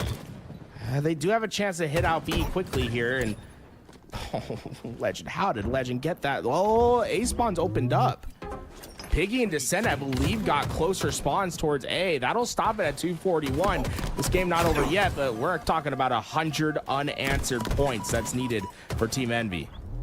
40 kills between Legend and Renegade. Legend may have gone down, but Druck was there quick for the cleanup. Couple warning shots being fired towards the mid-map as Alpha changes hands. Team Envious go 3 down again. Somehow spawning over towards Bravo and able to start it is Piggy. And now Team Envious with a double cap of their own and finding the slays necessary. 2 players working at the back of B. If Legend can get back there and just find that first kill, this game could just be over. 2 players swinging wide, but the help comes in from Sandbags. It's gonna be tough for Legend to stay alive in this situation. Hey, are they doing it? Half the members of Team Envious go down, the third one falls, and with the final player not being able to do much, that's Team Soul Snipe holding on to the AB setup. Team Envious need to hop in A right here, right now, but simply ran out of time. Team Soul Snipe with their 250 points, a 176 win, and now they're 1 game away from being crowned your champions. Man, they should consider going pro or something, man. Yeah, exactly. I don't know, man. Specifically Renegade and Legend, I think they play really well for each other. And that Soul Snipe and Druck guy, maybe they need to find some teammates and do something with this. This is way too much talent not to be in the damn league. Right. That's what I gotta say. These guys, I don't think I've ever heard of this Team Soul Snipe going into these lands before, man. Yeah, honestly, I think Renegade can go on to win multiple main Slayer titles, himself. And honestly, with what Legend does as an overall player, if he keeps this up, he might just win a damn MVP. But that's neither here nor there. We'll see what happens in the future. Right now, I'm worried about the present, and we have a present for you guys. Oddball Streets, our game number 4. If Team Envious don't take this game, we are ending this tournament. However, there's still a potential for Game 5. Right through the middle of the map, man. You see all of Team Soul Snipe playing very aggressively through the map. They are not letting Team Envy breathe, and because of that, the damage that gives them the spacing will give them a couple kills and potentially a free camouflage as the rest of Envy are scattered to the winds. Precision. He baited out the rest of the ammo. Can he live? That's the longest kill. But stop the stopwatch. That might be the longest kill, longest gunfight in Halo history. How long that would take? 3 down, go Team Soul Snipe though. So Team Envious with a small lead here in ball. Obviously not much, but looking to turn into a whole lot more. They're rotating this ball over toward that PD and B side of the map, and Precision with a double kill that will slow down the push from Team Soul Snipe. Just one more player you have to deal with, and Druck gets slammed against the wall, and Soul Snipe off a spawn. Just 2 players from Team Envy trying to do their best to get that ball into a baitable spot, as they know Team Soul Snipe is running forward to deal with the rest. But hey, Jackson perfectly positioned to deal with that pressure. They're dissecting the players at Team Soul Snipe as Renegade is isolated. But Renegade got a kill and he's still alive. Renegade, how is Renegade still alive? Might not be able to say the same thing for Piggy here because he was the final player, and with that, Team Soul Snipe finally starting to score. They're checking all the corners here. Renegade making sure no one is lurking behind. They've got themselves a decent setup here as that player going down to one shot. It is trade after trade. Renegade the only player alive, and fortunately for Team Soul Snipe, they weren't able to get that ball into a real playable spot, and they lost camouflage in that engagement. A big turnaround for Team Envy. Jackson with the camo. Legend watching that bottom mid angle with the Zenny glasses, I would imagine. So Jackson wants to get active before he's able to get engaged. 3 down go Team Soul Snipe, and Team Envious already had the lead. Renegade, I didn't hear any sound cue, but that punch certainly connected. Jackson able to quickly take care of the demon, as it's 40 points and counting for Team Envy. They're really starting to find their pacing on the map. And honestly, when it's not a full team, right? But this Team Envy roster, half these players, I mean this Team Soul Sniper roster, half these players are on the best oddball streets team of like all time. That Optic Gaming roster rarely, if ever, lose this map. Right now, down by a bit, climbing a bit of an uphill battle right now is Team Soul Snipe. But as I say that, they're the ones that go 3 down. Druck's gonna try to fly and at least try to trade out his life, try to get any semblance of momentum there. But Team Envious are holding the line with this subway side setup. 2 players go down. Ooh, Piggy double kill in the middle of the map. Perfect placement from him, and he saw the last 2 on rotation as well. He should be well positioned. That repulse and nade was perfect from Druck. That was insane. The nade just tracked him. 56-25 lead. Team Envious still holding on to control, but Descendant was the only player that remained and wasn't able to get that ball out of the subway side. And with active camouflage now coming up and Team Envious spawning on the opposite side of the map, this is exactly what Team Soul Snipe wanted. 3 players in the middle of the map. Those nades are great though. Oh, Renegade. Perfect placement. Camo will live for now, but he's got good knowledge on them. Does he see this push up on the death cam? This player, Precision, can just ruin Team Soul Snipe's setup. And Zenny glasses were so good, he was able to get a blind fire through the shroud with that grenade, but Camo still lived, and Team Soul Snipe rotating over towards an Action Jackson, who's pinching from the opposite side. It's a 2-pronged attack, and that's a double out of Precision. Active listening, trying to keep that player back from Commando, and Team Envious are scoring. Up high into... See that player, it's Druck trying to live. And it might just turn into the opposite. Wow, Druck not only lived for as long as he did, got the help to come through. They got that ball, and now, just a second away from taking the lead in this game, Team Soul Snipe has officially gotten it back.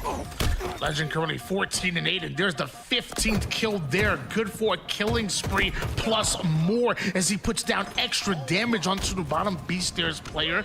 Jackson down to 1 shot, but he's gonna get his shields back. And with that, 3 down go Team Soul Snipe and Action Jackson infiltrating the base. 20-point lead still for Team Soul Snipe. Team Envy, you're gonna need a big chunk of time here. And you can see that opening push. It's too wide over at purple. Oh, that's Druck with perfect timing on that nade. That opens up a hole that allows players to get through with Team Envy. Desperately trying to rotate this, trying to outpace Team Soul Snipe, but it's going to be tough. A trade goes down here, but ball is still on the map right now. Get another camouflage bots at the battlefield. Druck trying to navigate his way through that fight, but also towards the mid-map as well. Ball is snatched up by Team Envious, literally trying to back it up towards PD, but they don't have the bodies to fight with anymore. That was a momentary 2 down. Now it's camouflage and all of Team Soul Snipe surrounding Team Envious. The final player is going to go down the PD side. No snitching around here, but somehow Druck was the only player alive. What happened? They just all went down. They lost some crucial fights on the perimeter, allowed Envy to start connecting their players and eventually find all those cleanups, and they've taken this lead right back from Team Soul Snipe. Just over a minute of neutral time in this game, but Team Envious getting very close to ending this by score. Just 1 more round of slays is needed. Really does feel like the final push right now for Team Soul Snipe, and they're doing it while weakened, because right now Team Envious are blocking every lane on the map. So right through the front door, Soul Snipe, and so does Team Go. Beautiful nades absolutely obliterate the defenses of Team Envious, and just like that, Team Soul Snipe have the ball. Now it's Team Envious that backs are against the wall. Renegade's listening. He's listening for those players to cross up top. Once he knows, he's going to jump up behind him. He's going to start his play. The damage on the right side. Druck trying his best to stay alive. Renegade's working on his flank. He let all these players pass him. He must get these kills to keep the ball alive. Damage on the first. It's 1v1. Renegade versus Precision. This is for the ball control. Precision forced to back down. Do they get favorable spawns over toward the PD? Wait. Yes, Team Soul Snipe do. Team Envious over to... Wait, what? There's a challenge here. And he sent right back courtesy of the repulse. Ball is still live on the map, but how long until it's reset? I think they have to touch it right now. They only need a couple more seconds, and it's 3 down. Piggy can't do anything. And Precision has to be punching the air. The spawns at PD for Team Soul Snipe basically secured the round. Such a tough position. Renegade did not give Precision the challenge, but when Precision left that Hollows area, it seemed to open up that spawn zone, and Team Soul Snipe got gifted. And ultimately, one more round needed here for Team Soul Snipe in order to take this tournament. And my gosh, some great plays by Jackson, but Soul Snipe is the one scoring. And now the spawner's over toward the subway side in a direct line of sight from where Jackson was heading to. Unfortunate situations once again lead to benefits for Team Soul Snipe.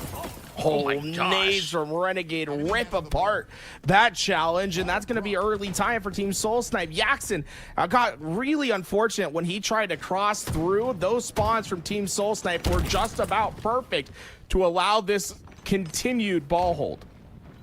With this camouflage from Legend, they want to claim control of this purple side. A player tries to sneak through, but Legend ends up moonwalking his way right into a back smack. 26-0 run by Team Soul Snipe, but they're being overwhelmed and descended. Heads up play, picking up that ball before it rolled out. 2 players from Team Envy are going to be able to solidify that position. Now it's about expansion onto that perimeter. But with Legend getting that first kill, it'll force some players forward. And these are trades that should favor Team Soul Snipe unless they just continue to rip apart in their one-on-ones. It's Soul Snipe versus Piggy and Jackson for ball control. They just got another great spawn. Piggy with a huge win there. Camouflage, less than 20 seconds, and Team Envious are able to advance that ball back towards Subway. Well-placed grenade onto Druk, but now you see Legend and Soul Snipe starting to take the same angle. Piggy doing max damage, but how long can he survive here? Ball thrown, played out of the Subway side as they know Team Soul Snipe is coming. Druk able to grab that ball and bring it right back to safety. Legend has camo, and Legend and Soul Snipe combining for 42 kills right now. These two have been ripping apart Team Envy. It's a 2-2 split. Envy need to win on one of these perimeters. Enemy has the ball.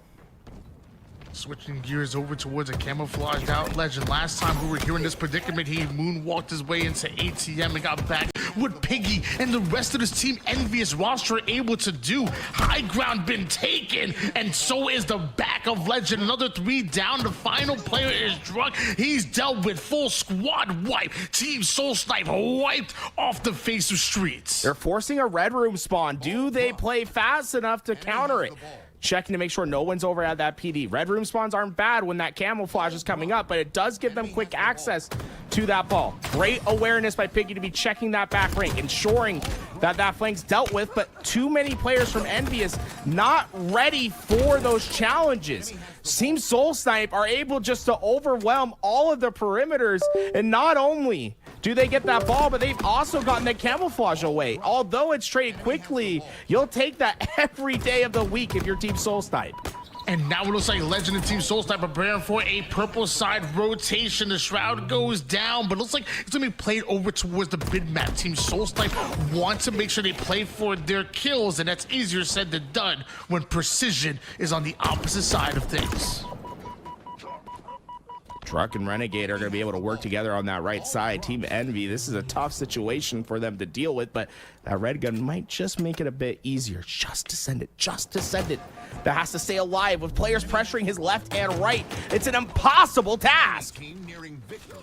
81-57 here. Team Envious need to be careful. If they allow this to slip out of control, that's going to cost them the game and the series and this tournament. 10 more seconds needed. One more player there, but Piggy's going to ultimately be dealt with. Druk rotates that ball toward the back commando side. The center doesn't have enough time to get in. It's 2 more seconds needed, but where did the ball just go? I think a perfect nade came through, or a cross map shot, something. Stop that ball from being in the hands of Team Soul Snipe, and who from the very end of that run, they've been able to at least stabilize their position, but can they get 30 unanswered seconds? This is a tough position for Envy. Solstar tried to take a direct route toward the mid side. Loved that Shroud to block the line of sight to allow Team you Solstar can't to leave the maybe ball. push the subway side, but they left the ball over towards Ness. And Drux says, thank you. That's going to be your tournament. Point at him. I cannot believe that's how that one ends. Trying to stay alive, but he left the ball behind. Drux said, I just need 2 seconds. 2 seconds, I can pick that one up, and they will be your Cloud9 5K Domination champions. Wow, Team Soul Snipe played a fantastic tournament here today. I believe they only dropped like 1 map the entire run. They did. They did. It was right here in the grand finals, too. Absolutely incredible by Team Soul Snipe. And my gosh, an unfortunate way for that game to end right there. But what an incredible tournament this has been. Through their winners bracket all the way to the grand finals, Team Soul Snipe was lights out. I thought Team Envious was fantastic. I thought Cloud9 tested them really well in the lower bracket finals. It was such good gameplay from the grand finals to limit finals and every other match that we've seen so far. But Team Soul Snipe were the favorites to ultimately win this tournament, and they're the ones taking the lion's share of this $5,000 prize pool. A big congratulations is earned for Team Soul Snipe. Yeah, they played that really, really well as well. It was fantastic to watch this Team Soul Snipe team work, and it's fun to see the what if rosters, because this roster is just not going to happen, right? Optic Gaming's too good. TSM have a very well established top 4 roster at the moment. It's like there's no reason for this roster to happen, but you get to see like the what if, right? And that was fantastic. That was fun, right? That's a fast, aggressive team in your face, and when it works, man, it is fun to watch.